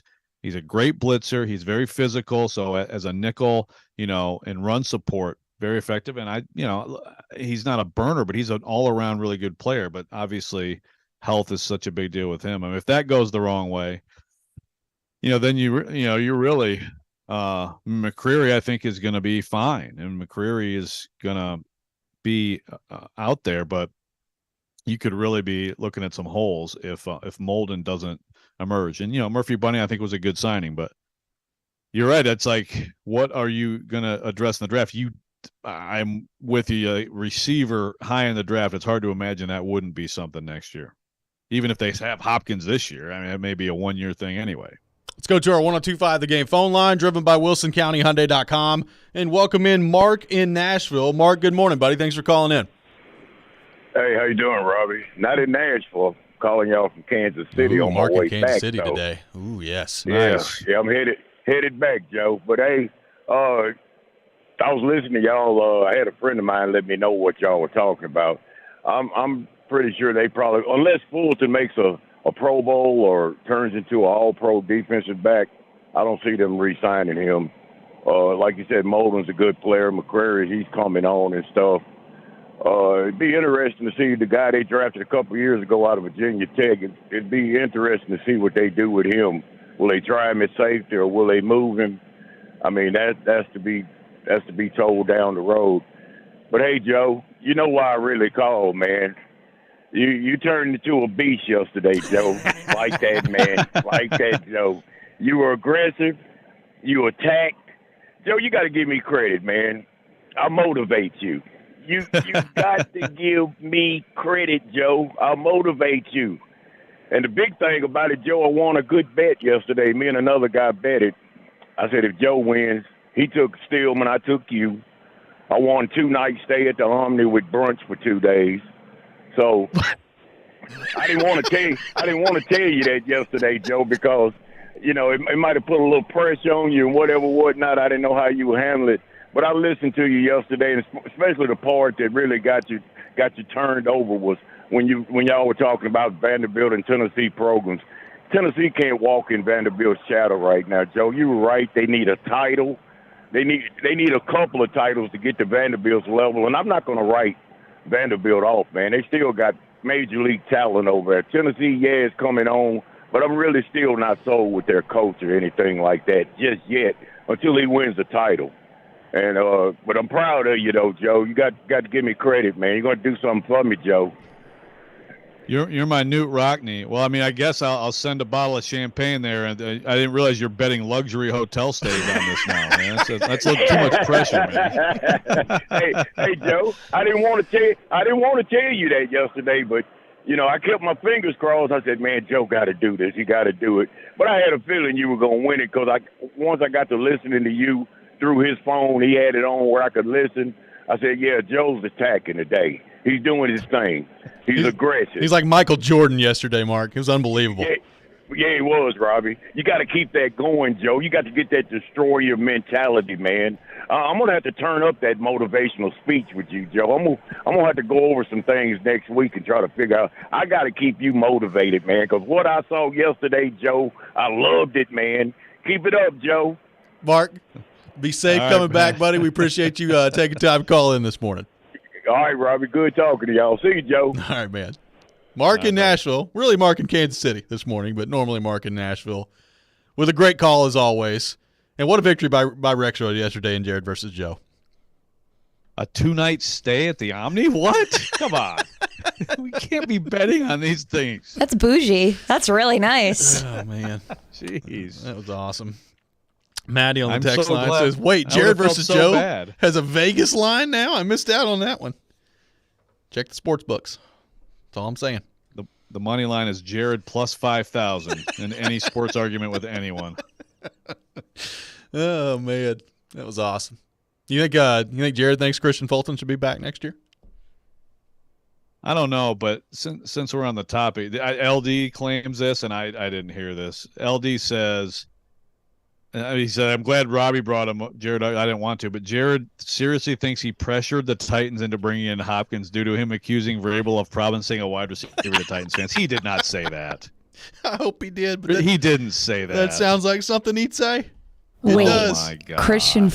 Jared pressured Vrabel. Right. Jared is claiming that his yammering is Vrabel's like, I think they're Jared, did you hear what Jared said? Man. Did you hear what Jared said? We better bring DeAndre in. He there's no way he said that with a hint of seriousness. He did not say that. He did say something, not too long ago that the Preds fired Hines because he was down on him from the beginning. Jared may need to take a little vacation. He just did. He just did. But like one where he really just writes some Contemplates. things down and contemplates his life. I mean, come on, man. Looking forward to having him on the program tomorrow at 7 o'clock. We'll have a lot to talk about, Joe. I'm looking forward to that. I mean, if this is true, I'm going to start just start talking about how like Amy Adams Strunk should give me $1 million. Does that work? Just whatever you yammer me about first. on the radio, all of a Me sudden it just first. turns into action. 615-737-1025 is our phone number. We'll take more of your thoughts on the Titans. 615-737-1025. Also, a situation in the NFL that apparently, maybe, we think has been resolved yesterday. We'll get into that coming up next as well. You're listening to Robby and Rexrode, 102.5, 106.3, The Game. The NFL offseason is in full swing, but you'll never miss any of the big news. Thanks to Yahoo's Charles Robinson. They know that there's a chance that they're going to have to deal this guy. He's one of the best insiders there is. All of a sudden, he becomes a functional player who we thought was just trash. Join Charles Robinson every Thursday morning at 8 on Robby and Rexrode, presented by the NFL Alumni Association on 102.5 and 106.3 The Game and the Game Nashville app. Hey, baseball season is in full swing, and there's no better place to get in on MLB action than FanDuel, America's #1 sports book. Because right now, new customers get a no-sweat first bet up to $2,500. That's up to $2,500 back in bonus bets if your first bet doesn't win. Just go to FanDuel.com/Rob to join today. I have been all over the Atlanta Braves, and I've got them again today. Coming up, they're taking on the Colorado Rockies later this evening. Braves hitting the ball really well. They've got the pitching. I think they're going to be a factor all season long. But that's my bet. You can take it any way you want to take it. Don't miss your chance to snag a no-sweat first bet up to $2,500 when you join FanDuel today. Just go to FanDuel.com/Rob in order to sign up. FanDuel, official partner of Major League Baseball. Major League Baseball trademarks used with permission. You must be 21 or older and present in Tennessee. First online real money wager only. $10 deposit required. Refund issued as non-withdrawable bonus bets that expire in 14 days. Restrictions apply. See full terms at FanDuel.com/sportsbook. Got a gambling problem? Call the Tennessee Red Line at 1-800-889-9789. Heard that phrase, less is more? Well, at Harbor Freight, it's more for less. That's why everything in our store is priced affordably. Whatever you do it for less at Harbor Freight. And now, when you buy a Bauer 20-volt battery and charger for $99.98, you'll get to choose a select Bauer 20-volt tool to go with it for free. Yep, more for less. Harbor Freight. Offer and pricing valid in-store and on in-stock items only from now until June 30th. While supplies last, selection varies by location. Cannot be combined with other discounts or promotions. Free tool limited to select items only. Father's Day is here. Save big on last-minute gifts for Dad at Electronic Express. Don't miss a TCL 55-inch 4K TV for just $269 or an LG laundry pair for only $549 each. Get gifts for Dad with huge savings in every department. Computers, appliances, 4K TVs, smart home, furniture and mattresses, and more. Get a SkyTech gaming computer for $899 or a Traeger Pro Series grill for only $499. Get up to 3 years free financing throughout the entire store. Electronic Express. We make it happen. Hey, it's Jared from my friends at Hiller. Hiller's Heat Wave Heroes are keeping you from getting burned this summer. If you know your home needs an air conditioning replacement, do not wait until it breaks down. You do not want to be sweating in your home. This month, get a free UV light and free electronic air cleaner when you buy select new HVAC systems. Or get a whole home water filtration for just $59 a month. Or get a new whole home generator for just $139 a month. Call Hiller's Heat Wave Heroes to save the day. Visit happyhiller.com to book. Calling all Nashville Sounds baseball fans. You know the 312 Pizza Company in Germantown is the best place to be before or after a Sounds game, but this season, it gets even better. Stop by 312 Pizza Company before or after any Nashville Sounds home game with your day of ticket and get a free old-style beer. That's right, you get a free old-style beer from 312 Pizza just for watching Sounds baseball, only redeemable with purchase. See you at 312 Pizza Company all baseball season long. 312 Pizza Company, a proud sponsor of your Nashville Sounds. If it's important to Nashville, I'll put it out right now. It's important to Jared Stillman. Like, that's it. He's not afraid to ask the tough questions. Something is going on, and the question is, what does it mean? Or give the strong opinion. And just needed the bozo offensive coordinator to stop ruining the quarterback. Stillman and Company. Weekdays at 2 on 102.5 and 106.3 The Game and The Game Nashville app. Hey Nashville, I'm Gary Smith, head coach of Nashville SC. You're listening to Nashville's best sports talk, 102.5 The Game. Here's the latest on where things stand with Stephon Diggs. And the last time I joined you, we talked about how the Bills had said that Diggs was not there for practice today, which had been confirmed from the reporters there. He was there yesterday, was there this morning, then left and was not there for practice. I've recently talked to Adisa Bakari, the longtime agent for Stephon Diggs, who told me a couple things. First of all, he found, in general, that press conference answer that Sean McDermott gave to be a little odd, to say the least, considering the conversations that he has said were happening behind the scenes, including meeting with McDermott, with Brandon Beane, the general manager, with Stephon Diggs' position coach. He talked about an in-house situation that they are on the way to resolving. Sounded optimistic there that the situation will be resolved, but it does sound like that is why this whole situation has occurred, because of his as yet unspecified in-house issue. I asked him, is it contract related? He said it is not contract related, which makes sense considering Stephon Diggs is set to make $24 million this year, and his contract was restructured before the season with a more than $22.5 million signing bonus, so basically cannot trade him. So anyway, not contract related, and according to Bakari, should be on the way to being resolved, which is all good news because it's June, and if it takes a little bit of time to resolve, by the time you get to training camp and real games, hopefully this is all old news. That was Ian Rappaport yesterday discussing the Stephon Diggs situation in Buffalo. And Stephon Diggs was present and participated in individual drills yesterday in Buffalo. Sean McDermott, head coach of the Bills, said that the situation is resolved, and also clarified yesterday, Joe, that he excused Stephon Diggs from mandatory minicamp practice on Tuesday. So we talked yesterday about this story. He was there in the building. He had conversations with McDermott, Brandon Beane. Apparently Josh Allen was in there too. And then all of a sudden Stephon Diggs wasn't on the field. Sean McDermott said after practice on Tuesday that he was very concerned about the situation, and Josh Allen kept talking about having his back and all these different things.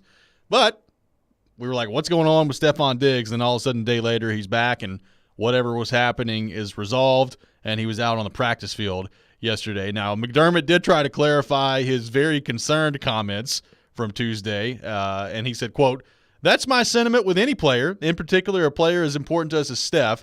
And so I get concerned when players miss for reasons off the field, for reasons on the field, whether it's that they're injured or whatever it is. That's just how I am. So when I say I'm very concerned because of the situation with one of our players and it was something that we needed to work through, and those are healthy conversations that happen, and I'm extremely appreciative of those conversations. It gets us, when you have those healthy conversations, it gets you to a better spot, and I feel good about that. I feel like we're in that spot. This is what Sean McDermott had to say. So what's your read on this whole Stephon Diggs situation, Joe Rexrode? So Sean McDermott is just a nervous Nelly. Like, everything makes him concerned. I'm very concerned. There's a 20% chance of rain. Oh, my God, I'm very concerned.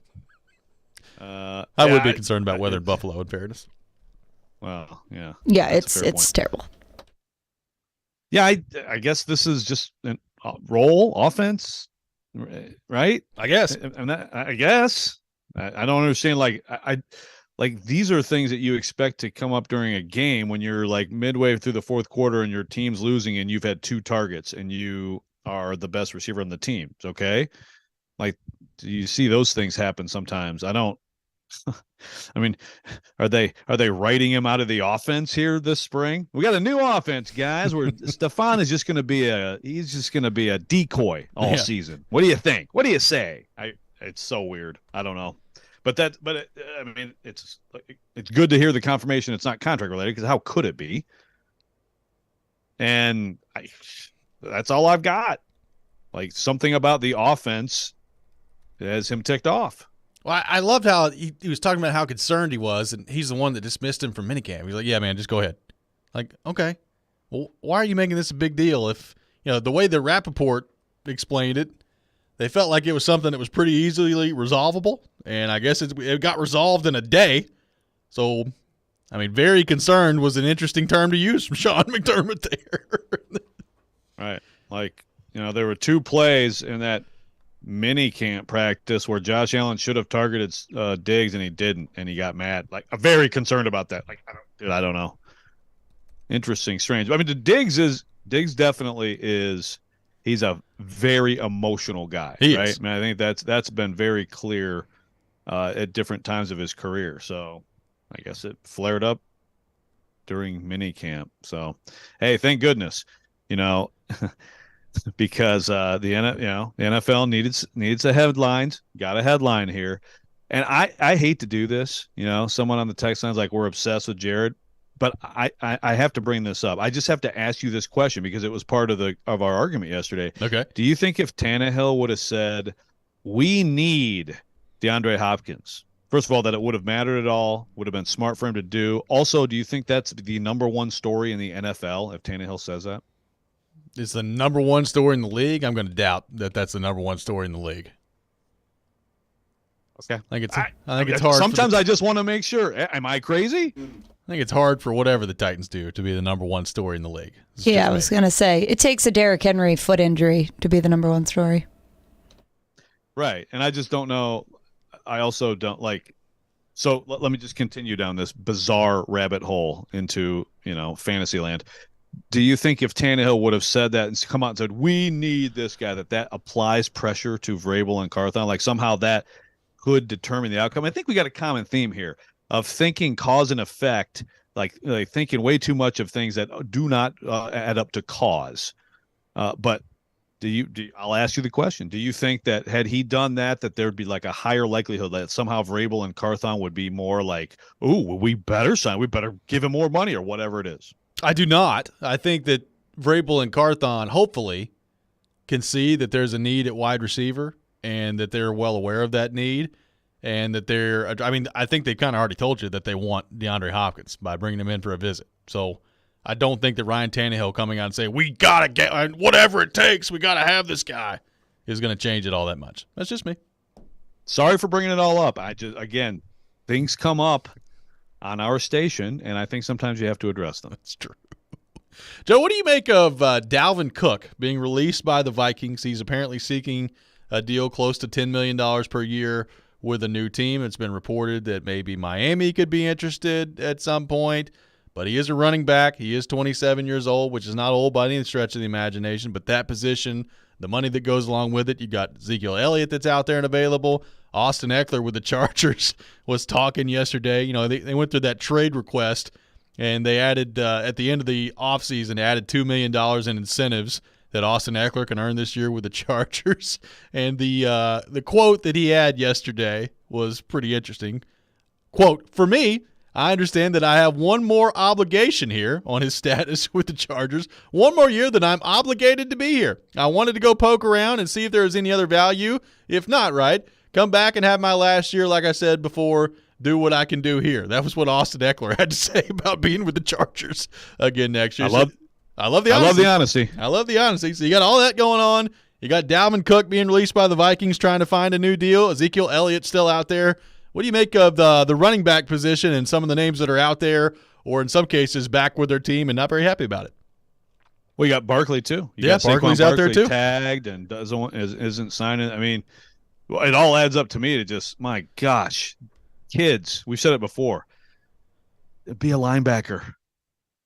Be a receiver. Be a tight end. Like it's incredible how disrespected and devalued that job is. I mean, we're all assuming Derrick Henry. I mean, if you go based on performance, based on physical condition, based on intangibles, based on what he is in the locker room, all these things, all-time great in this organization, very possible that he's in the Hall of Fame.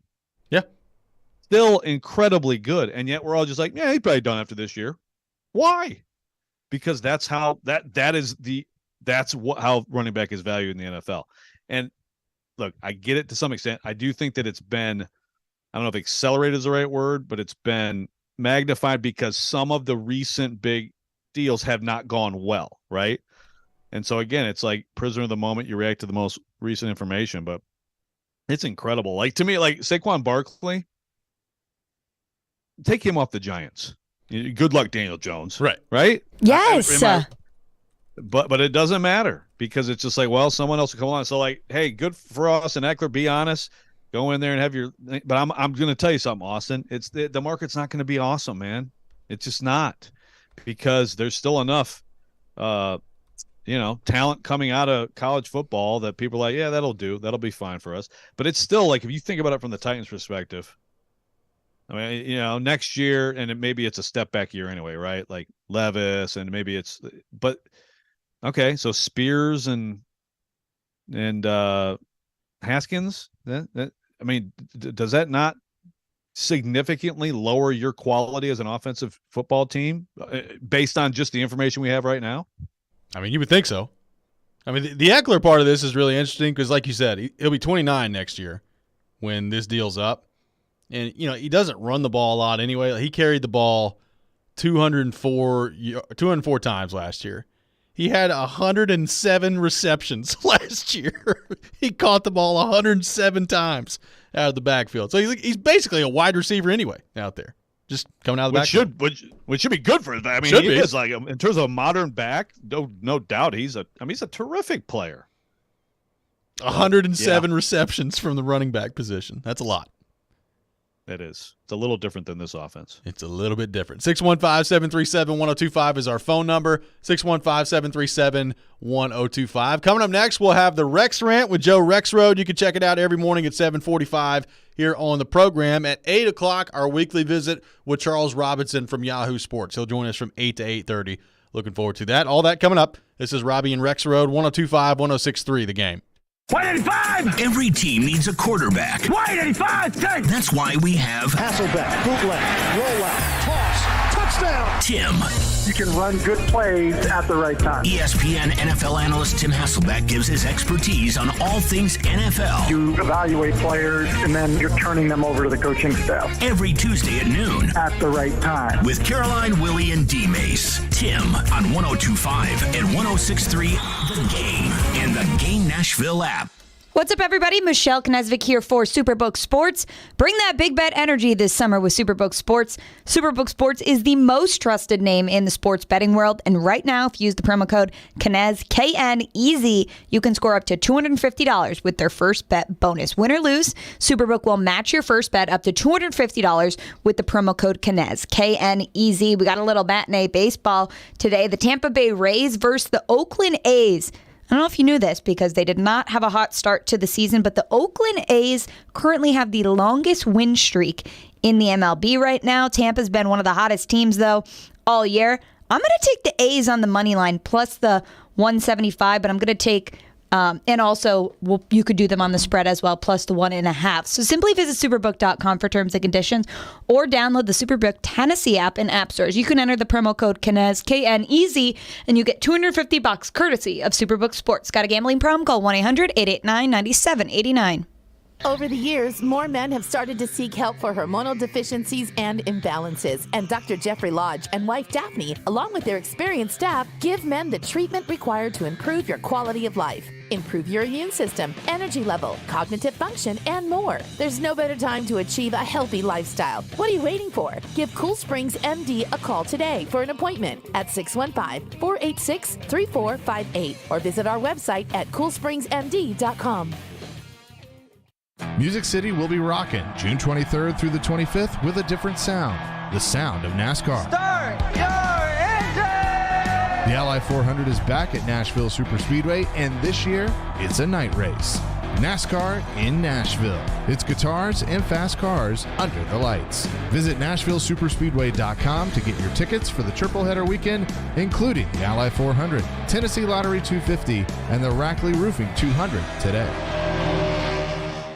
Prescription products require completion of an online consultation with an independent healthcare provider and are only available if prescribed. Subscription required. Additional restrictions apply. See website for more details and safety information. Want to get FDA-approved generic Viagra sent to your door and get your first month free? FreeRexMD.com has made the process incredibly simple. Here's what FreeRexMD.com patients are saying. The process was really easy. You go online, you answer the medical questions. I didn't have to call a doctor. They made it fast and simple. I order it. The medication is at my house within a couple of days. I can tell my wife is happier. I am definitely much happier. Your consultation is free, your shipping is free, and your first month is free. Generic Viagra starting at just $2 per tablet at FreeRexMD.com. My partner thinks that I am a rock star. It's life-changing. It's literally life-changing. I wish I hadn't waited as long as I did. Go to FreeRexMD.com to get started right now and get your first month free. That's FreeRexMD.com.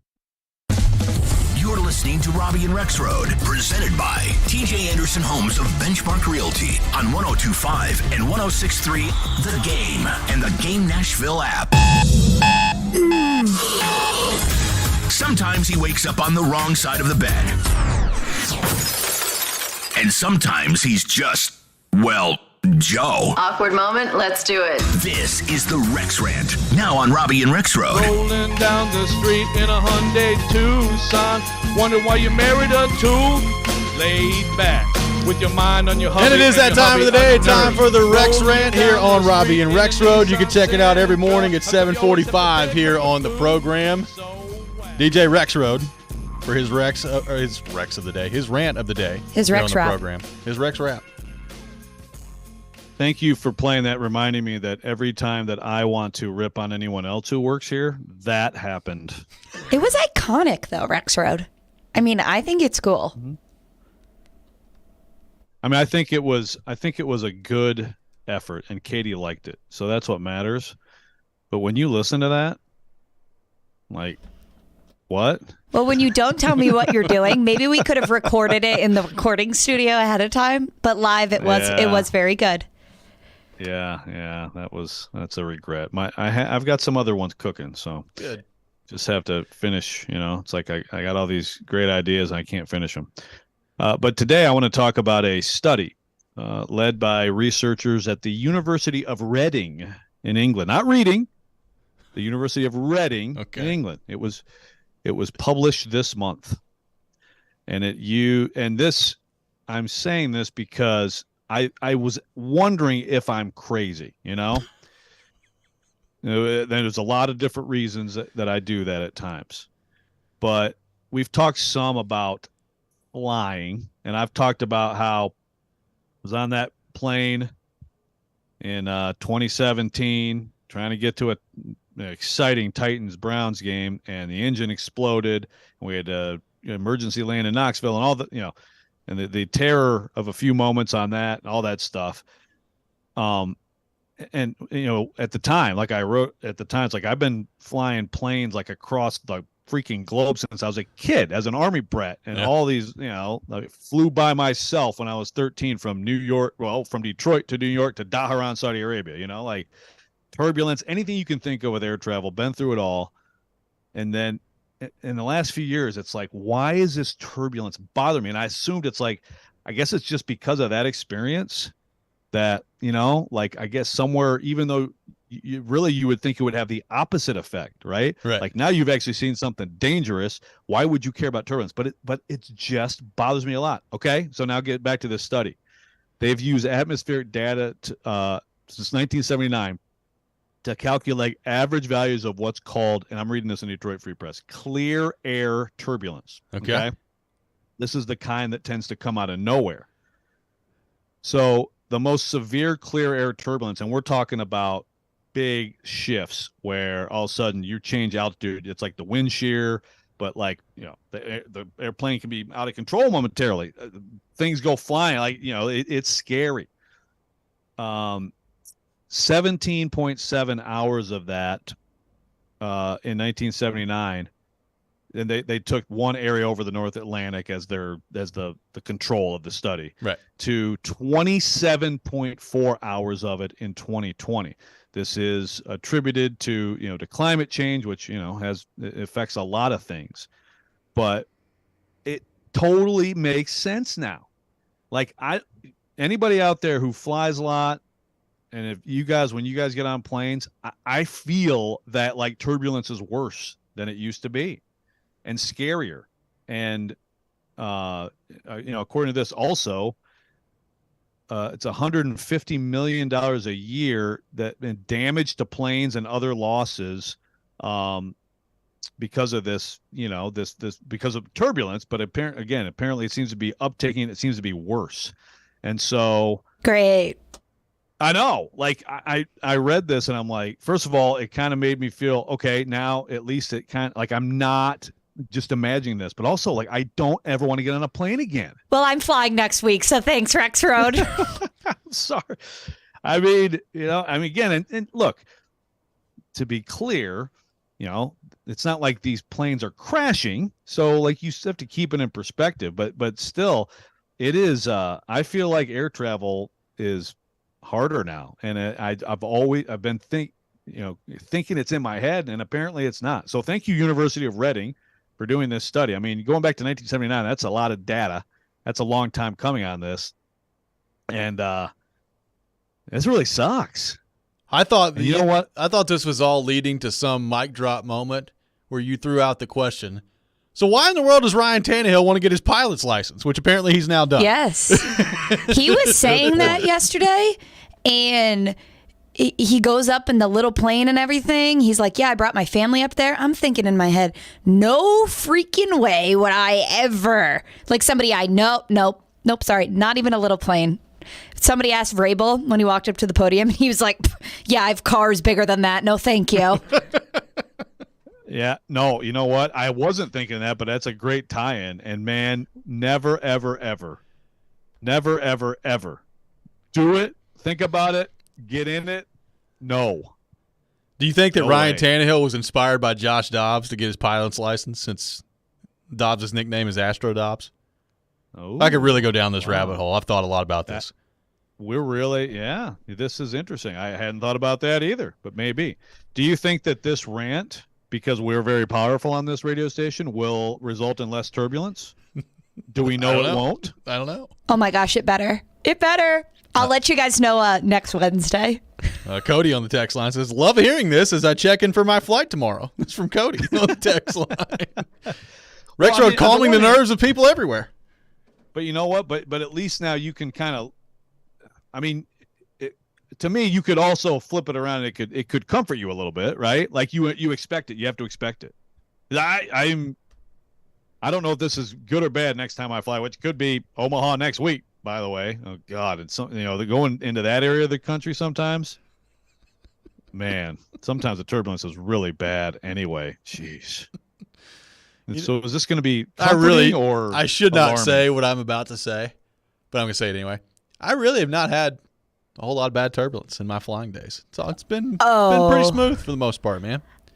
Really? A lot of flights to Florida, though, so I'm not really in the air all that much, for very long, but not a whole lot of turbulence that I've had to deal with. It's been pretty good. Yeah, you definitely should not have said that, buddy.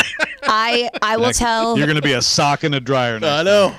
I was flying to New York in February when those gusting winds we were having. Oh, yeah. We quite literally were sideways in the air. And Ryan from Chicago, the grip of his arm I had, I'm like, this little girl's like, wee! I'm like having a panic attack. I let go of his arm, and his shirt arm is just drenched because I was absolutely terrified. Like, it really does something to you. And I'm sorry for anybody flying, whoever just texted us in, but I got to fly next week. So, well, I mean, got to do what you got to do. The good news is, like, the pilots, it doesn't faze them at all. They're like, yeah. No. It's a little turbulence. I always look at the flight attendants. That's when you know. If they look scared, be scared. Right. So the plane I referenced, I think I've talked about this, but when the engine exploded, they were all huddled up front, looking through the emergency manual, looking terrified. That's when you knew. That's not good. That's when you. But you're right. That's exactly what you do. You look at them. David in Arkansas on the text line says Tannehill could take Burks home here in Arkansas and take him back to practice without him hiring a pilot now. Traylon, don't worry. I'll come get you. Can we kill some hogs real quick and then head on back? Fly on out to Arkansas and go hog hunting and come back. You can do it in a day if you want to. You know, they're off on Tuesdays in the NFL. Sounds like a fun Tuesday activity. There you go. Gosh, what a smorgasbord of things we've opened up here. Can you imagine if Ryan Tannehill got his pilot's license last year in the aftermath of the Cincinnati game? We were talking about, well, maybe instead of learning how to fly planes, you should stop throwing interceptions, God. Ryan. What do you think about that? I thought we were going to get that. How about you worry about the trajectory of your passes into the hands of defensive backs, Ryan? Oh, man, just beautiful stuff. So it's good timing on his part. I mean, last year we were all freaking out about a Celsius photo from a scheduled Instagram post on a boat. Imagine if he was up there flying planes. He'd have really been in trouble. Yeah, what's he going to get into next offseason when he and Derek are with the Washington Commanders? Who knows? 615-737-1025 is our phone number. Lots of people very upset with Rexrode on the text line because they're apparently flying soon. So way to go, Joe, for opening up that can of words. 615-737-1025 is our phone number. Coming up next, we will be joined by our friend Charles Robinson. We'll get into all things NFL with him. Looking forward to that discussion. Charles Robinson must listen to radio every week, so make sure that you're tuned in for that. You're listening to Robby and Rexrode, 102.5, 106.3, The Game. All the big plays. And we are done. Vandy, 24-21. All the big stories. I'm sure Vandy will be a much better team if Clark Lee is the coach. All in one place. We are Nashville's best sports talk. 102.5 and 106.3. What a stop by UC Sarah. Then he wouldn't end up on my team. Driving his way to victory lane. I think that's the right strategy. The Game and the Game Nashville app. ElectronicExpress.com. We make it happen. Hey, Ray Jeter here with Harness. Are you looking to take ownership in a position that will support your growth and development? We are an excavation and site utilities contractor. Several things set us apart from our competition, but we take the most pride in the professional development of our people. We have multiple openings for operators, pipe layers, and laborers. Our pay and benefits are second to none, including our 401k program. Apply today at selectharness.com. Harness LLC. Build people, move dirt.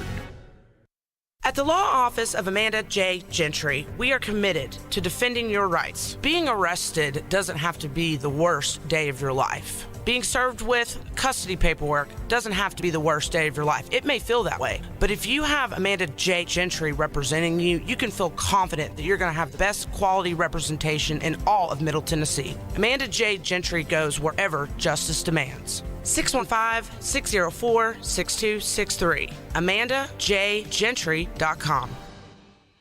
Does this sound familiar? Did your agent provide excellent entertainment with their TikTok videos and constant social media posts about themselves while completely ignoring that you hired them to sell your home? Did they tell you how wonderful they were? How many followers they had? They probably never sold your home, but hey, they did get 15 likes on their selfies. Hashtag my clients love me. Don't let that happen to you. Google TJ Anderson Homes and see why the only likes we care about are our clients loving our service. Ask us about our prepay with TJ option and how it can save you thousands. TJ Anderson Homes of Benchmark Realty, office number 615-432-2919. Are you drowning in credit card debt? Want to get cash out of your home's equity? Loan Pronto can do it now in less than a week. Hey, Willie Donick here. That's right. Loan Pronto's Equity Express line of credit just got even faster. You can get $50,000, $100,000, even $200,000 in as little as 5 days. You don't even have to touch your primary mortgage. You can keep that 3% rate intact. Get just the money you need and pay off all those credit cards or get that home improvement project started. With this revolutionary program, you can access up to 90% of your home's value, and in most cases, there's no appraisal. Stop paying insane interest rates to the credit card companies and get tens or even hundreds of thousands of dollars in cash in as little as 5 days. Call Loan Pronto now for the even faster Equity Express line. 615-499-5780. That's 615-499-5780 or go to loanpronto.com. 615-499-5780. Equal housing lender, NMLS 1661781, subject to lender approval.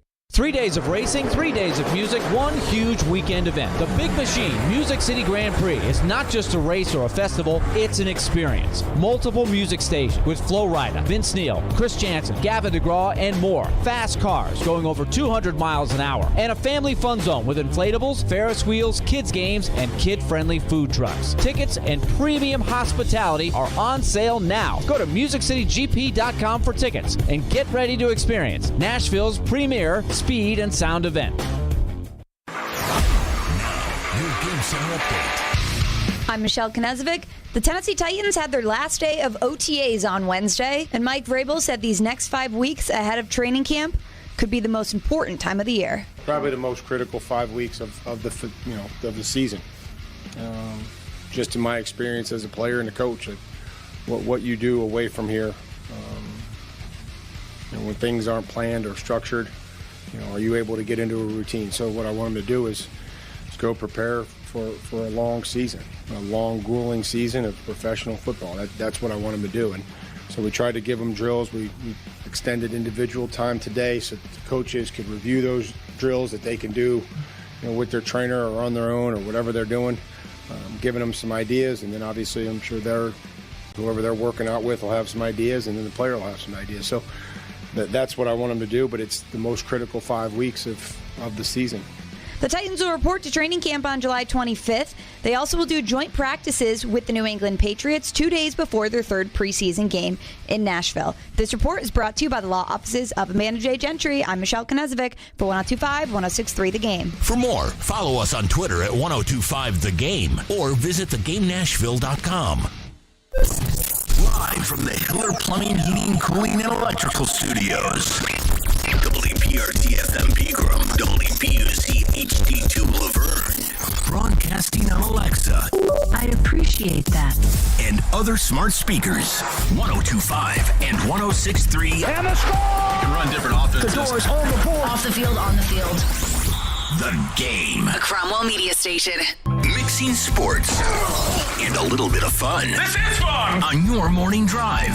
This is Robby and Rexrode. With Robby Stanley and Joe Rexrode. Presented by TJ Anderson Homes of Benchmark Realty. On Nashville's best sports talk. 1025 and 1063 The Game. And on the Game Nashville app. Ladies and gentlemen, it's showtime.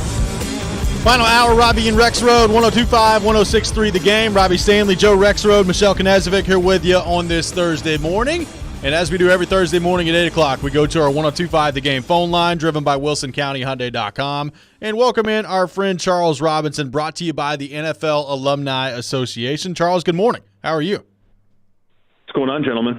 Not a whole lot. Thanks for taking time to be with us. Charles Robinson from Yahoo Sports. So, Charles, what do you make of this Stephon Diggs situation? Apparently, now is all well between him and the Buffalo Bills, but he was in the facility on Tuesday. Sean McDermott dismissed him from minicamp. He wasn't there. He said he was very concerned about it after the practice that day.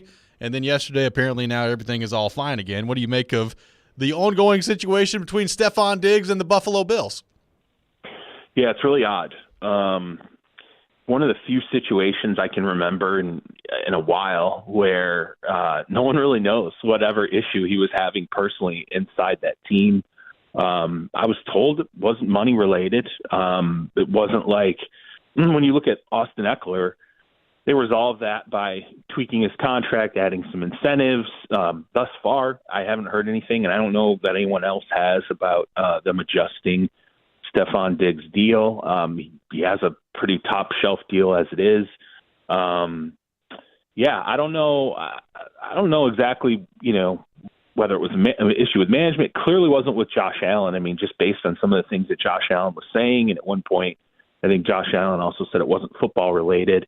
All I know is it sure seems like the Bills kind of shot themselves in the foot on this one, because you had this very, very concerning line from the Bills about him not being on the field for the first day of minicamp. And, clearly it was still a situation we worked out, because immediately from his representation came word that he's in the building, he's done the physical, but that they're quote unquote working some things out. And the only thing that made me think about with the Bills is, to me, I think in some ways this underscores when you're there, when you're on the Super Bowl precipice, you need to punch through, because you never know what's going to happen down the line with the roster, with players, with your quarterback. And we looked at last year and we presumed when the season started, okay, this is going to be the Bills' season. They're ready to dominate. This is going to be the Super Bowl team out of the AFC. And then ultimately what ends up happening is they take a step back, and I think people assume, well, they'll be fine. They'll be okay. Josh Allen didn't necessarily play his best game at the end of the year. The DeMar Hamlin situation might have taken some emotion out of the team. None of that really matters. I mean, when you don't punch through at that point, you just don't know how quickly things can unravel down the line. I mean, look at the Titans. There was a point where we looked at the Titans and we thought, okay, this is it. They're in their wheelhouse. They're ready to go. They're primed. They're going to punch through. And then next thing you know, A.J. Brown's no longer a Titan. The general manager's being fired. And, the wheels come off pretty quickly. So I just say that, this is part of the NFL. And especially when you take on a player like Stephon Diggs, who clearly had, I think, some similar issues in Minnesota where his nose would get out of joint, and after a while they're just like, we don't want to deal with this anymore. We definitely don't want to pay to keep him around. They had to move him, and that's what you're importing when you're the Buffalo Bills. On the topic of another receiver, Charles, DeAndre Hopkins visits Nashville, and I think today visiting the Patriots. What's your read on that situation? The Patriots are definitely more interested than I thought. I thought it was a pretty cursory visit when it was set up. Had a chance to talk to someone there. Mostly wanted to ask just about Bill O'Brien and kind of where he stood on this thing, whether this was mostly Belichick inspired. And, the guy I have there basically said, no, look, there's a lot of interest in him organization wide. Bill O'Brien, some of the things that happened in Houston were so driven by money, and there were different executives coming into the franchise at that point, Jack Easterby, and so there were some varying opinions on him, but ultimately O'Brien knew one thing: this guy had gotten he's been a 3-time All-Pro. Well, O'Brien was steering the ship, and he knows how valuable of a player he is, and Bill's gone through his own stuff since then as well. So there was no problem in terms of Bill O'Brien being reunited with Hopkins. And so it comes down to the money. There's a question of, would the Patriots really kind of do an Odell Beckham Jr. type deal to try to get him in? I mean, when you look at the depth chart, Mac Jones needs him because, with all due respect to Juju Smith-Schuster, Devontae Parker, and Tyquan Thornton, it's not a great wide receiver core, and he would obviously, I think, immediately ascend to being the number one guy there. So more interesting than I thought with the Patriots, but I still think this ends up being a situation, unless they just offer him the money right out of the gate that he wants, which again, we're talking about $15 million. I still think this is something that probably stretches to training camp. So I could end up being wrong about that, but it seems so rich at this point for him. And again, ask yourself, what's the next team after this? Because the Browns really are sitting there going, yeah, we think it'd be an outside shot at best at even looking at him. The Bills have kind of, taken him off the any idea of putting him on the front burner. And then you got the Stephon Diggs stuff happening.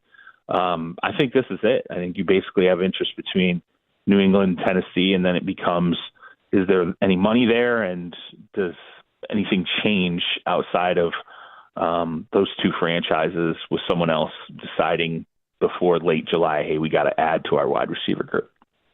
Charles, how do you view Derrick Henry at this stage of his career? He's 29 years old. He's entering into the last year of his deal. He's got a $16 million cap hit. He ran for 1,500 yards last year. Titans have obviously drafted Will Levis, so it kind of feels like a transition at quarterback is coming up after this season, especially with the way the running back position is right now with Saquon and his situation going on. You've got Dalvin Cook being released by the Vikings. Right. How do you view Henry heading into the final year of his deal, still being a very productive player, but getting close to reaching the age of 30? Yeah, he's in that tough spot where I think teams, particularly if you've been a high mileage running back, teams are going to be wary about looking at you, as anything more than a year-to-year player at this point. And, Tennessee might feel a little bit differently because he's in-house there. Everybody knows him. He brings a lot to the locker room. Externally, you're definitely looking at him like, yeah, could he be a player that we can add to the mix? And if we're inside a Super Bowl window, it makes a big difference for us. Absolutely. Can he sell some tickets? Most definitely. But is he someone that we're going to hang our hat on for more than a year or two? No. And, I think that's why this money at this point, it gets so precarious. And it'll be like this for most running backs in the league now, I think, unless you're someone who can run it, can catch it, can throw the occasional pass, can be, someone that plays out in the slot for large portions of the offense if that's necessary. I think the Jonathan Taylors of the world, the Derrick Henrys of the world. You even look at Dalvin Cook, it's the same situation. It becomes a mileage versus price tag situation, and can he still earn somewhere around the $10 million mark? Yeah, I think he can, but I think that window's closing, and it's a situation where I think the Titans have to decide, is he a piece here that is absolutely necessary because we're pushing for a Super Bowl window? And if he isn't, is there any value externally? I think they've gone through that process, and so far, I don't think there has been a lot of external value for him. And you look at Saquon Barkley's situation. When Saquon Barkley played well for the Giants, they were by far a much more unbeatable offense than if he didn't. And yet the Giants are approaching him saying, yeah, we're probably not going to do a long-term deal with this guy. He's clearly upset about that. I mean, look, Dalvin Cook, same situation, high mileage, late in his 20s, but also going to be looked at as a year-to-year player for probably a Super Bowl contending team. And, it sucks for a player of Derrick Henry's caliber, but the running back spot the league is screaming at running backs right now what they think about them. And I don't think that really is going to change for almost any guys unless it's like a Christian McCaffrey who, like I said, you can line up in the slot. He can stay in and block. He can literally do every single thing you need that will lengthen his value a little bit more. Yeah, I mean, I said this earlier, Charles, but it's like, I would advise any young player who sort of physically fits the profile of running back to play linebacker, to play receiver, to play anything else. I mean, do you think at some point this shows up in terms of like the available talent at the position? I would say yes, except that, those decisions would have to be made so early on that I don't know, by the time, remember the feeder system's really, it's college. College is, for the NFL, when it comes to the talent base, it's the top of the food chain. Most running backs are kind of slotted in at that point. And if they're not, it's really early on. Maybe they take a redshirt year and they make a switch, inside their football program. I mean, you and I were at Michigan State when T.J. Duckett went from being a potential all-world linebacker to a running back, which at that time made sense. But nowadays, I mean, let's be honest. I mean, Duckett probably would have been a linebacker nowadays, right? I mean, if he's sitting there and he's gaming it out, he's probably saying, especially if he's a linebacker with pass rush potential, he's going to sit there and go, no, I can have a much better, career as a pass rushing linebacker. I could play into my, maybe even my mid-30s at that position. I could see it start to change at the feeder level, somewhere in the freshman, sophomore years of college football players. But unless you're a parent, and I hate to wander into this territory because we've seen an absolute, what seems to be a maniacal parent trotting his kid around on social media. Yeah, it's just it's stomach turning.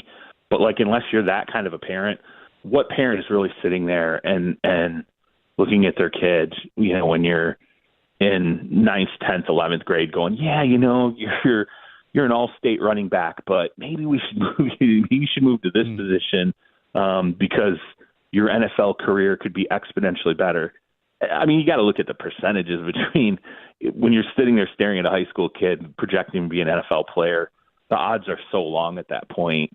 You're probably just going, especially with the kids, probably just saying, look, I want to do what I'm best at, and I want to go play college football.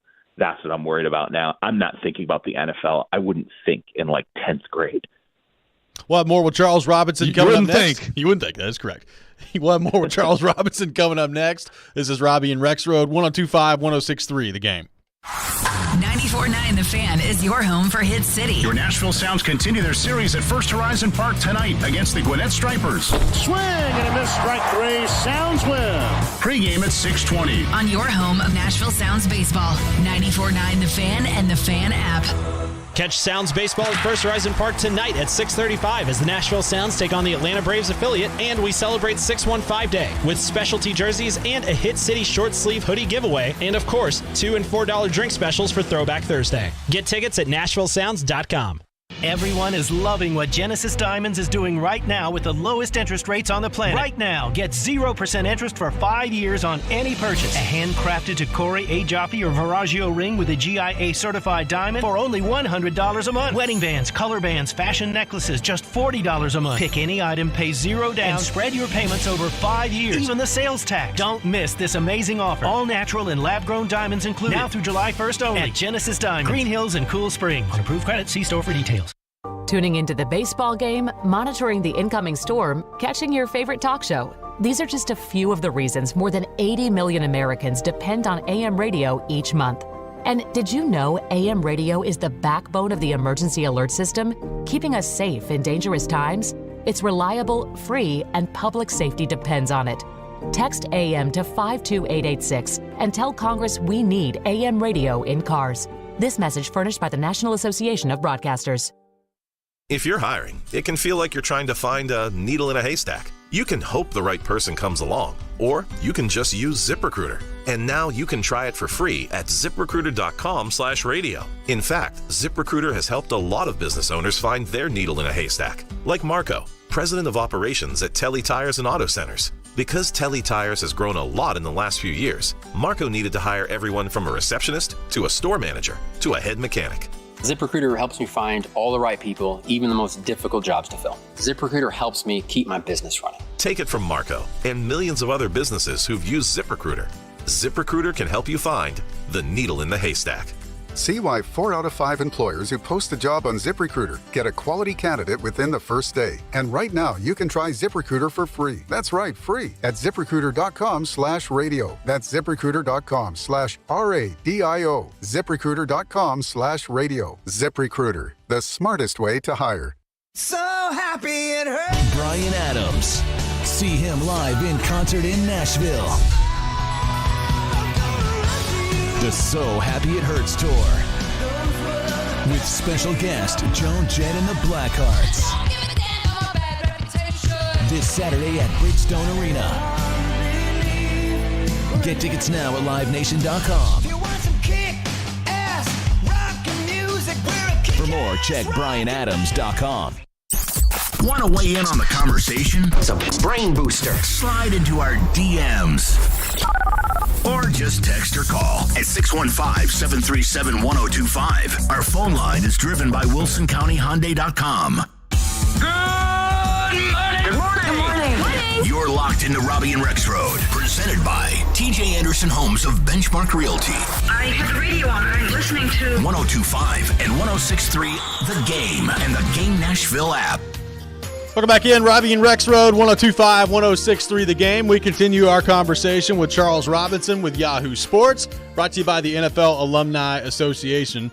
Charles, we were all over the DeAndre Hopkins stuff last week, so I didn't get a chance to ask you about this. But I do want to get your thoughts on the Isaiah Rodgers situation with Indianapolis, NFL gambling as a whole. Mike Florio came out earlier this week and said that, per a source that has knowledge of the situation, an NFL player lost $8 million this last year on gambling. Now, that wasn't on NFL games, but just gambling in general. What do you make of gambling in the NFL and how the NFL attempts to try and continue to police this moving forward?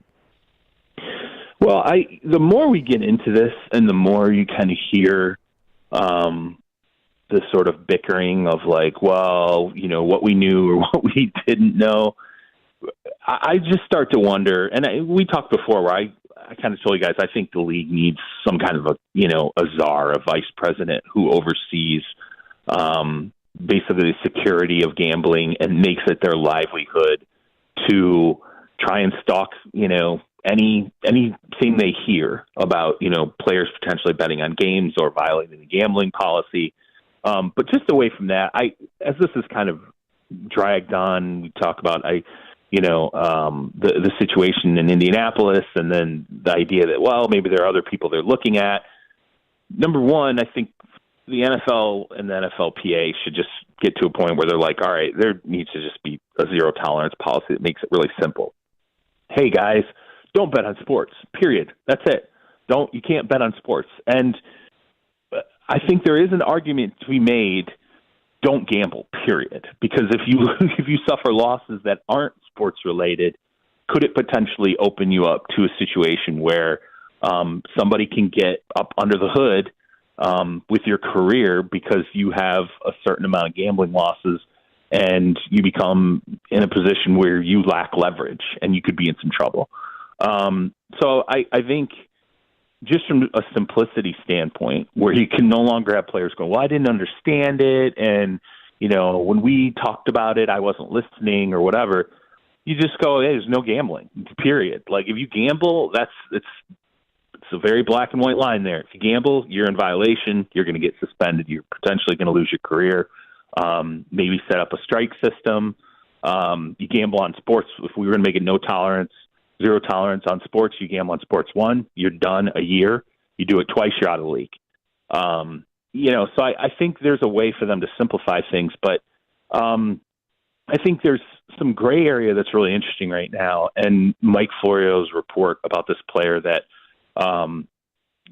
potentially lost $8 million or allegedly lost $8 million last year. I think there's credence, number one, to the report. Number two, there is a name that is definitely out there when you talk to teams, and none of us know whether or not this is legitimate or not. There's potential that it comes out at some point. But if it turns out to be the name that is sort of out there in the background, there's going to be more of a discussion about gray areas of gambling again. And the NFL, I'll give you a couple examples of gray areas. This idea of having the Pro Bowl in Las Vegas and sort of having a system of like, hey, they can't gamble on sports, but they can go into the casinos and gamble. So if you want to go and shoot craps, that's fine. That's totally okay. But don't go into the sports books and place a wager on anything sports related. Like that, you're just like, all right, isn't this kind of it's making it more murky. Number two, what if you're a player in the off season? Say, your contract expires, you get released or whatever. What part of the gambling policy then attaches itself to you? So if you're at the end of your career, a team releases you and you're going, I don't want to file my papers yet, but maybe I'll have a chance to sign a contract down the line, but I'm technically not, under the umbrella right now. Can I gamble? And so it's like, if a player's not on a team, can they gamble? There's just a lot of ambiguity to it. And I think now that we're kind of running into this, it behooves the NFL and the NFLPA to sit down and go, we need to make this a lot simpler. We need to, and the NFLPA is going to fight against that because they're going to say you're taking away, things that players should be allowed to have in their lives just because you want to have another revenue stream. And yes, it does help players. You can't just completely eliminate this aspect of players to go and enjoy themselves and, go and play slot machines or whatever. But it's so murky right now, and there's so many different teams sitting there and trying to attack this, and the league trying to attack this. It seems like simplicity would be better, but I'm just telling you right now that $8 million, the idea that a player lost $8 million last year, I think that there's smoke there. And again, I think if it is the player that the name that I have heard, there's going to be a discussion about the gray area and how much more seriously maybe the league needs to take players just gambling in general. I just can't look. I mean, there's hypocrisy all over the place, but I don't understand how you could possibly try to go the route you're discussing there, Charles, when you've fully embraced this. You know what I mean? I mean, it's obviously a mess. Because it's the trade-off. I guess that would be my argument is that, so it was interesting. After we all talked last week about sovereign wealth funds, right? And this idea of let's say the Saudis coming in and buying a team or whatever. I talked to a bunch of executives, started working on a story that's going to run actually, I think today. And I brought up the gambling aspect. And one of the things that this executive said that I thought was really interesting, he said, look, the reason why our embrace of gambling is different than the idea of Saudi money coming in or sovereign wealth funds coming in and owning a team is they said that only affects one team. He said the reason why gambling is so much of an overarching issue and why everyone has to come into some kind of agreement together on it is because it really does raise all boats. Yes, it raises the revenues for teams, no question about that. It makes owners richer, but it also significantly raises the ability of the salary cap to go higher and higher and higher. So it raises all boats for the NFLPA as well. And so everyone needs to be a direct partner in this embrace of gambling. And so sort of what he said was, we got off into the side tangent about gambling. He said there needs to be just an agreement for players when they enter the league. They have to understand we're all in this together. If you want to play professional football, you're not going to be allowed to gamble while you're a professional athlete for us, and that's how it's going to be. And the reason for that is the collective good. You might not be able to see it right in your paycheck, but I guarantee you're making more money in the NFL, and you're going to be closer to getting your pension, and your pension's going to be enriched, and your benefits are going to be enriched because of the fact that we embrace gambling. And the trade-off is don't gamble until you get back out of the league. And he pointed out, hey, there are other jobs in the world where when you go to work, you're not allowed to go out and gamble, or you can't go and be a defense contractor and take certain gifts or go on certain junkets or whatever. He said there's just trade-offs with a job, and the NFL should not be treated any differently. There's always going to be trade-offs. Charles Robinson from Yahoo Sports, our guest here on Robby and Rexrode, joins us every Thursday morning at 8 o'clock. Charles, great stuff, man. Thanks for taking time to be with us, and we'll talk to you next week. All right, sounds good, guys. Take care. All right, Charles Robinson from Yahoo Sports with us on Robby and Rexrode. We'll take your thoughts. Lots to react to there from Charles. 615-737-1025, our phone number, 615-737-1025. More on that coming up next. This is Robby and Rexrode, 102.5, 106.3, The Game. I think there's a lot of of talent. The Predators' offseason plan is taking shape as incoming GM Barry Trotz and new head coach Andrew Burnett look towards the NHL draft in late June. It's a really exciting time. I think there's really exciting players. How much change will they see with the Predators roster? Big premium on development right now with our young guys. That is our lifeline. We are your home for Smashville. 102.5 and 106.3 The Game and the Game Nashville app. Well, folks, MLB season is absolutely rolling along, full swing, and there's no better place to get it on the MLB action than FanDuel, America's #1 sports book, because right now new customers get a no-sweat first bet up to $2,500. That's up to $2,500 back in bonus bets if your first bet doesn't win. All you have to do is go to FanDuel.com/Joe102 to join today.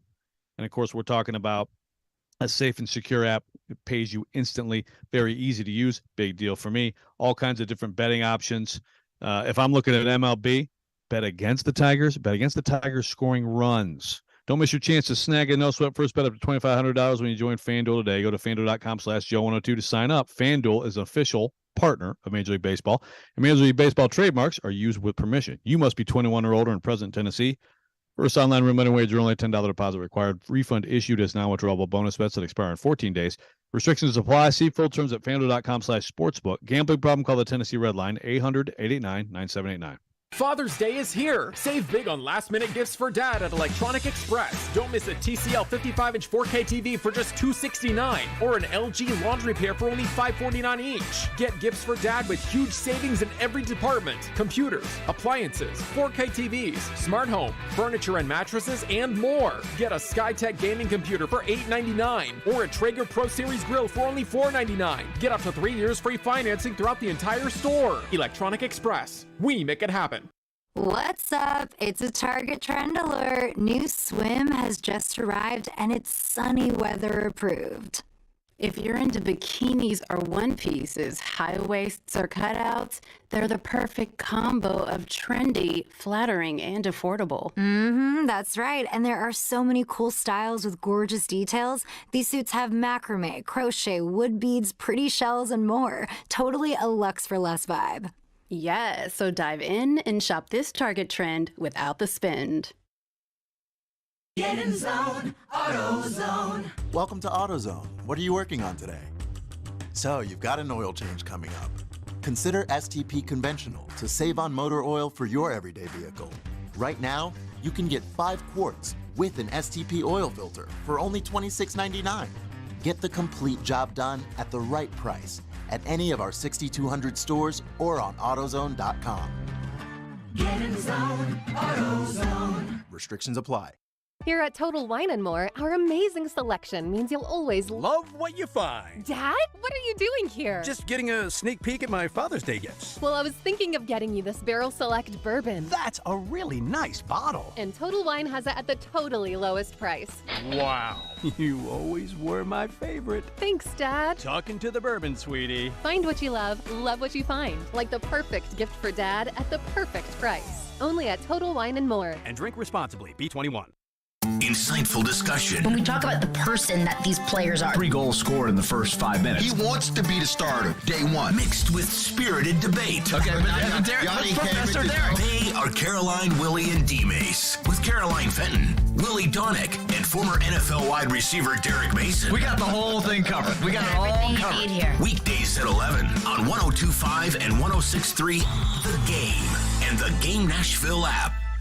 What's happening in Nashville? This is Scott Van Pelt. You're listening to Nashville's best sports talk, ESPN 102.5 The Game.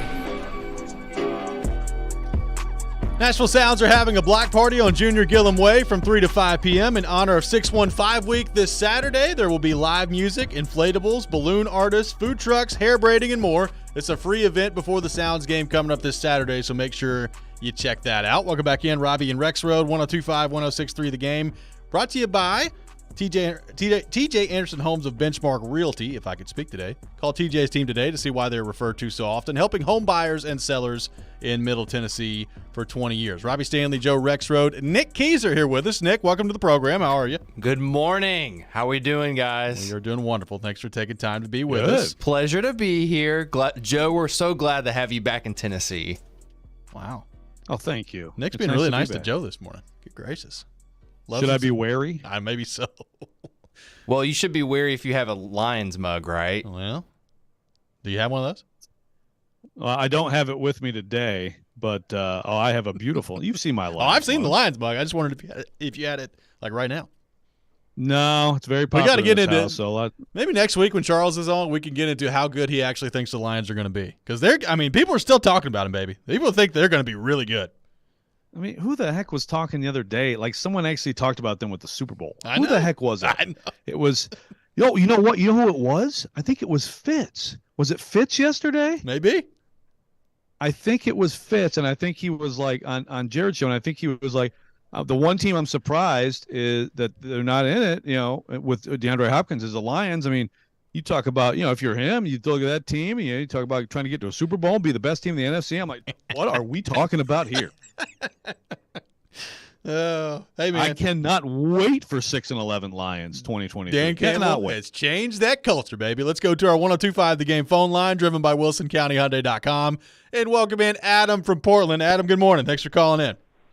Dude, the Lions, they're so great. Hey, I can't say nothing about the Lions, man. I'm so bored right now. What are y'all doing? Like, there's nothing to do. y'all have U.S. Open starts this week. You have a hard job right now. Like, are you promoting NASCAR? Who's your favorite golfer? Novak Djokovic just crushed. Like, that's it. Like, it's very not USA what's going on in sports world right now. I think baseball, is that all we have? Is that what we're down to? We got the NHL draft coming up in a couple weeks, Titans OTAs. There's all sorts of stuff's going on, Adam. Sports everywhere. Dude. Yay. Right, so College World Series. If I tell you, name me 3 prospects for the NHL draft, you would probably have names just because you're Robby Stanley, but nobody else would. Like, it's so boring, man. Like, I don't know. I haven't called you guys in a couple of weeks. I had surgery last Monday, so I was kind of like in the dark. But I come back and I see Will Levis kind of slinging a couple of pretty passes in practice, and then as I'm getting excited, it just hits me in the face like, I'm so bored right now. I want to call him because I'm bored. So I just let you guys know I'm still listening, but there's nothing for me to talk about with you. Well, Adam, hang in there, buddy. We're almost through the dark days here. Training camp be Yeah, here bud. before you know it. Yeah, bud. All righty. Adam for Portland. We'll be okay. We got plenty of stuff to talk about, Joe. But I hear you. Plenty What? of stuff. We got plenty of stuff to talk about. Sure. I mean, I get it, but it's also it's a good time to go outside. I mean, if we you have. can walk I mean, and don't have gout. Nick's here, so you can do another 25 minutes on the Admirals if we really want to. And we got the U.S. Open starting this week. We know Joe loves talking about golf, so I mean, two things right there that we could really get into. Let's not do that. All right, just checking. There's a lot of stuff going on. So you're a golf hater, Nick? I think we all know what I'm talking about. Oh, okay. But yes, and you know what? I actually really enjoy golf. I can play golf, and I can talk about it too. There you go. Wait. So you're saying let's not talk about the Admirals? Yes, Joe. Well, come on, What's got man. into you? I want to know. I want to know what they're going to do on their third line next year. I really have no idea. Anything else? I have no idea. Joe, we brought this discussion up earlier. Malik Willis and Will Levis. So Malik Willis, and I was reading from Jim Wyatt's mailbag, or I guess his OTA observations yesterday on TennesseeTitans.com. And basically the short version is Malik Willis has been impressive in minicamp and OTAs. He's shown improvement, and that's what you're hoping for. If you're the Titans, if you're a Titans fan, that Malik Willis wouldn't just lay down this offseason, that he would come back in and he would show improvement, and it looks like he's done that to some degree. Not a great day from Will Levis yesterday in the last day of OTAs, threw some interceptions out there, and some Titans fans wondering and are worried, like if Will Levis is behind Malik Willis right now, what does that say about Will Levis? When you factor in the entire picture of this conversation, both the improvement of Malik Willis, which you've been able to see out there, Joe Rexrode, Will Levis coming in and just his first few months on the job here as a rookie, trying to learn the speed of the NFL game, and the fact that it's June 15th and nothing that happens right now really matters all that much in the grand scheme of things. What's fair, what's not fair when it comes to the Malik Willis, Will Levis discussion? Well, yeah. First of all, I think that it probably says more about Malik Willis than it does about Will Levis. So, I mean, I was not out there yesterday, so I understand there were a couple picks. There was like a ball bat.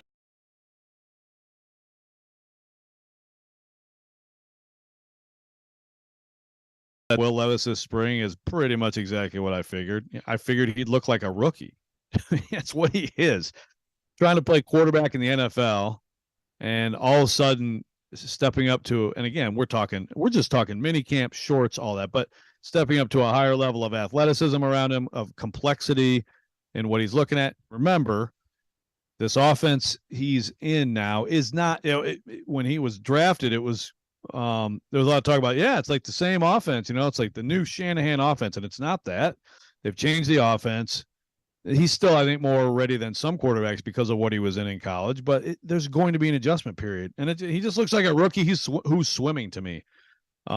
If we get to the end of camp and Malik Willis still clearly ahead of Will Levis and outplaying him, then I think at some point it is two things, not just one thing, because some people just don't want to open their minds to the idea of, I think some people don't want to ever open their minds to the idea of the professional athletes improving while they're doing these jobs. I mean, some of these people are 21, 22 years old. You tell me you can't get better by the time you're 24, 25, or even better from there by the time you're 27, 28. But some people they can't wrap their heads around it. This is more about Malik Willis right now, to me. And good for him. I mean, I think he has improved. You can see it, and it sounds like yesterday was a good day. Let's also remember, when talking about both of them, to me, there's no comparison to how they're playing and how Ryan Tannehill is playing. So right now, I don't think that there's any reason to get excited about this at all.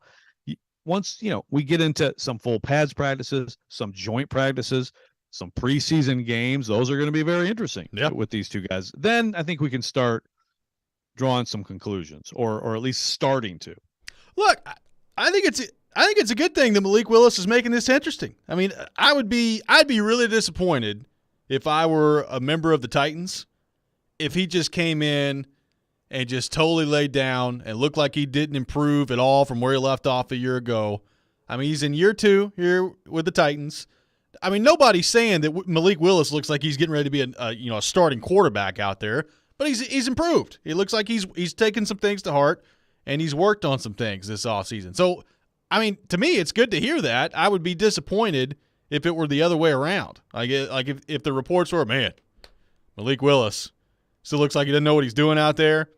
The ball's not going where it needs to be. He's making mental mistakes left and right. Like, that would be incredibly disappointing to me after you've been here for over a calendar year at this point, if you're Malik Willis. Exactly. I mean, look, the guy's in survival mode.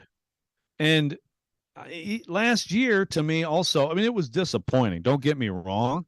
It was disappointing, especially relative to some of the discussion about Malik Willis going into that draft.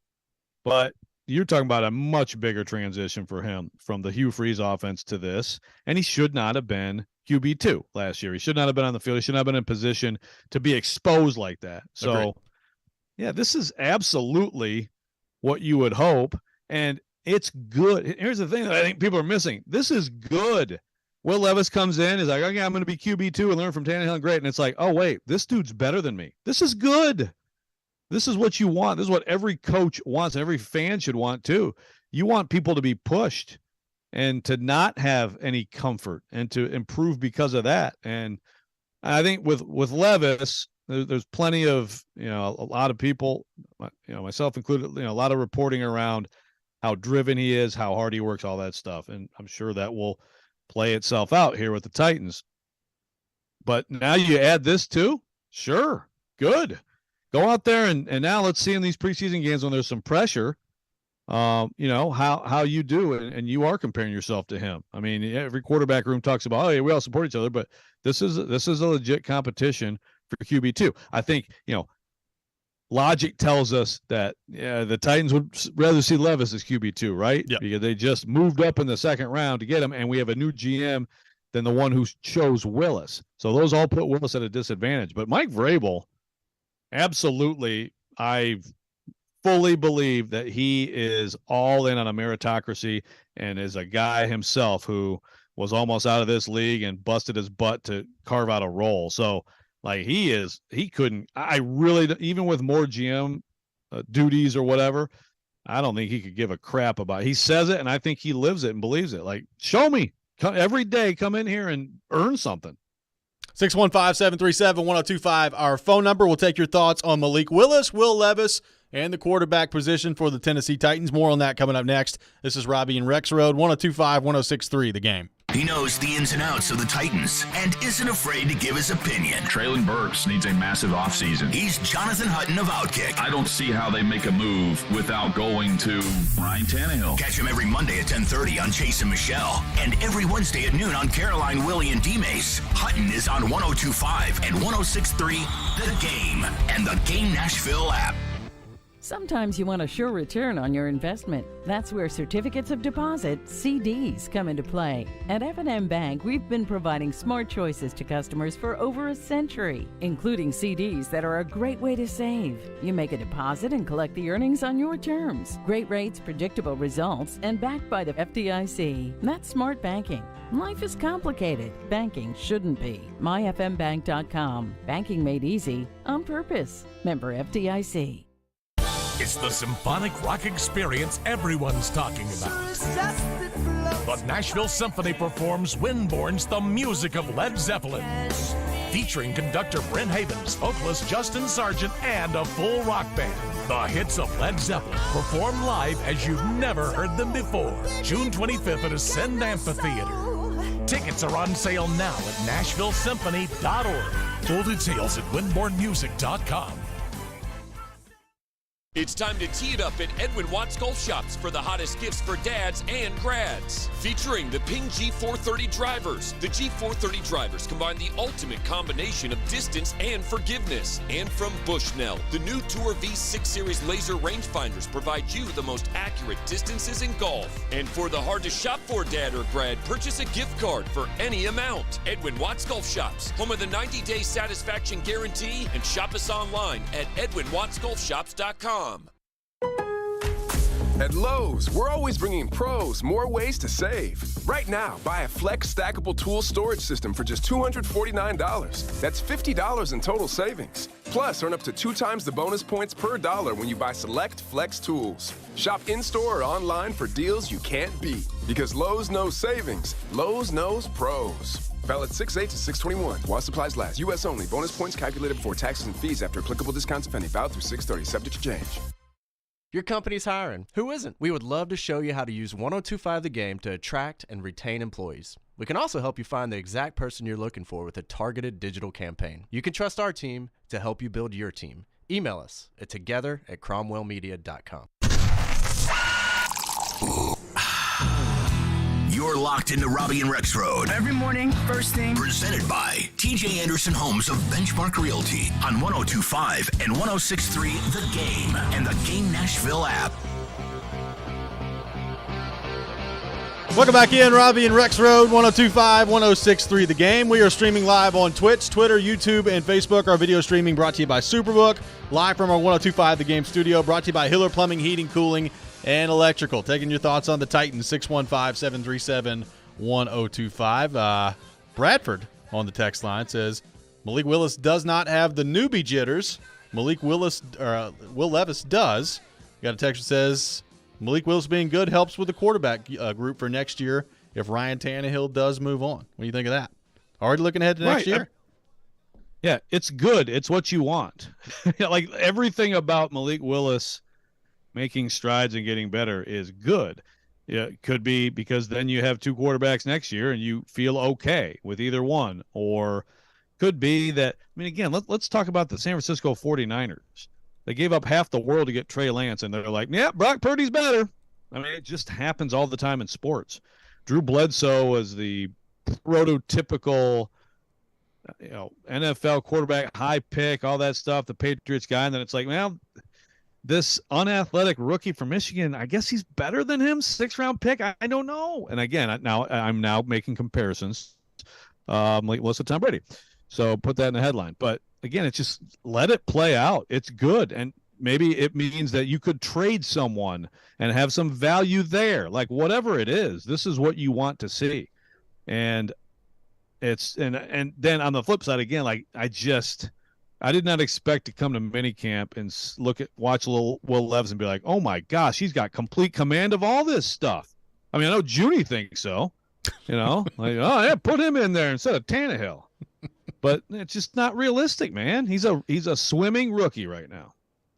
Well, and I said this earlier, but I believe it. I think rookie quarterbacks, they can learn quickly. Like I think we've seen it. I mean, very rarely do you see guys come in May and look like they're just in complete control of everything out there. But I mean, how many times have we seen, a player at the quarterback position in August, and by the time November rolls around, they're totally different looking. Like you learn a lot on the job, and it's going to be different for Will Levis than it was for a guy like Joe Burrow or Trevor Lawrence or somebody who started immediately, because Will Levis is not going to start. I mean, Ryan Tannehill is going to be the starting quarterback. So obviously you will learn more about playing quarterback in the NFL by actually playing quarterback in the NFL, but I wouldn't be all that worried about Will Levis right now in June. Now, if you get through training camp and, maybe he's struggling, then maybe you're concerned at that point. But even that, I mean, you're talking about the grand scope of his career.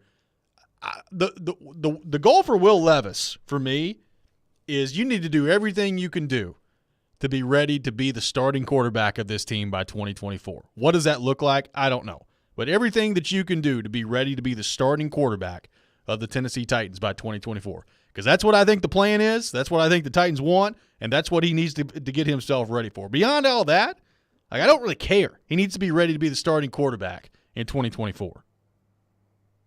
Yeah, exactly. Yeah, and look, and the thing is, as we talk about this, it's like, okay, I can go back to last week. I mean, there were several plays where I thought he absolutely, you could tell he knew the coverage. He knew where he was going. He made some really good passes.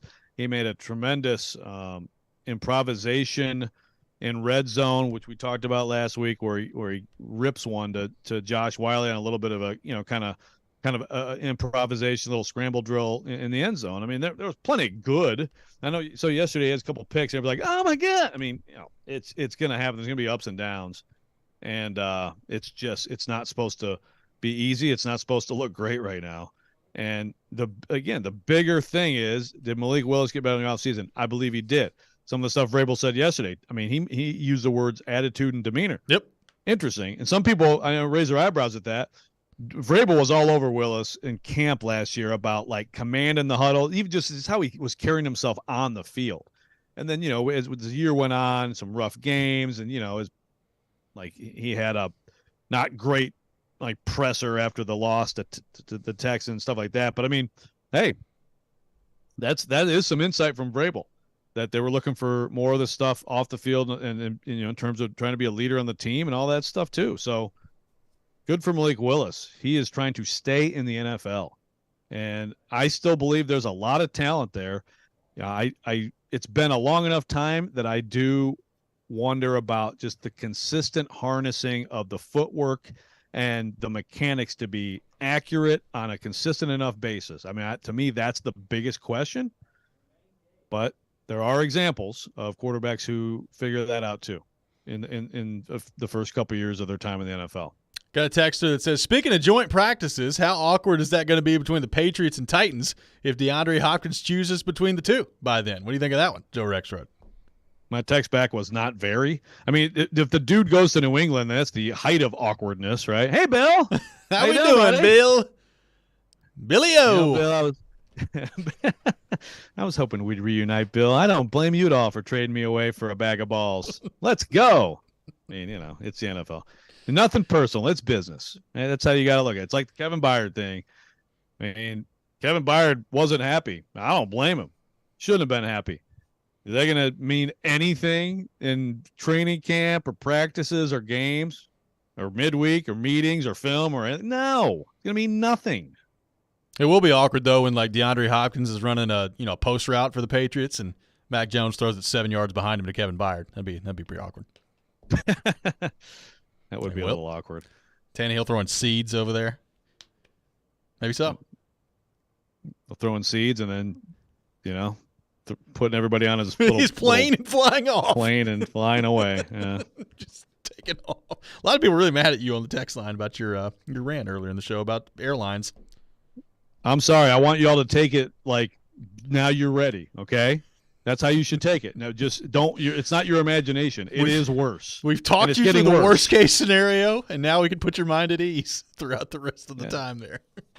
So if you're like the charmed life of Robby Stanley and you never have turbulence on flights, it's even that much better for you, right? Because you expected it. It's great.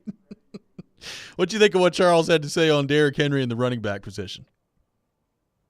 Yeah, see, the one place I would disagree with Charles is when he's talking about, are people really like at 9th, 10th grade talking about the NFL? Yeah, man, there's a lot of people who think about that at that. And look, some of them obviously end up being right.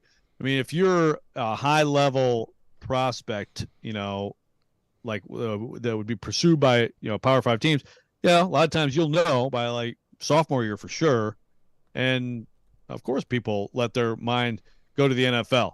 I mean, the odds are super long. It's a very, very, very low percentage, even for people who go to college football, but people think along those terms. So I do think maybe there is eventually a chilling effect on a kid who's just an incredible running back, but is like,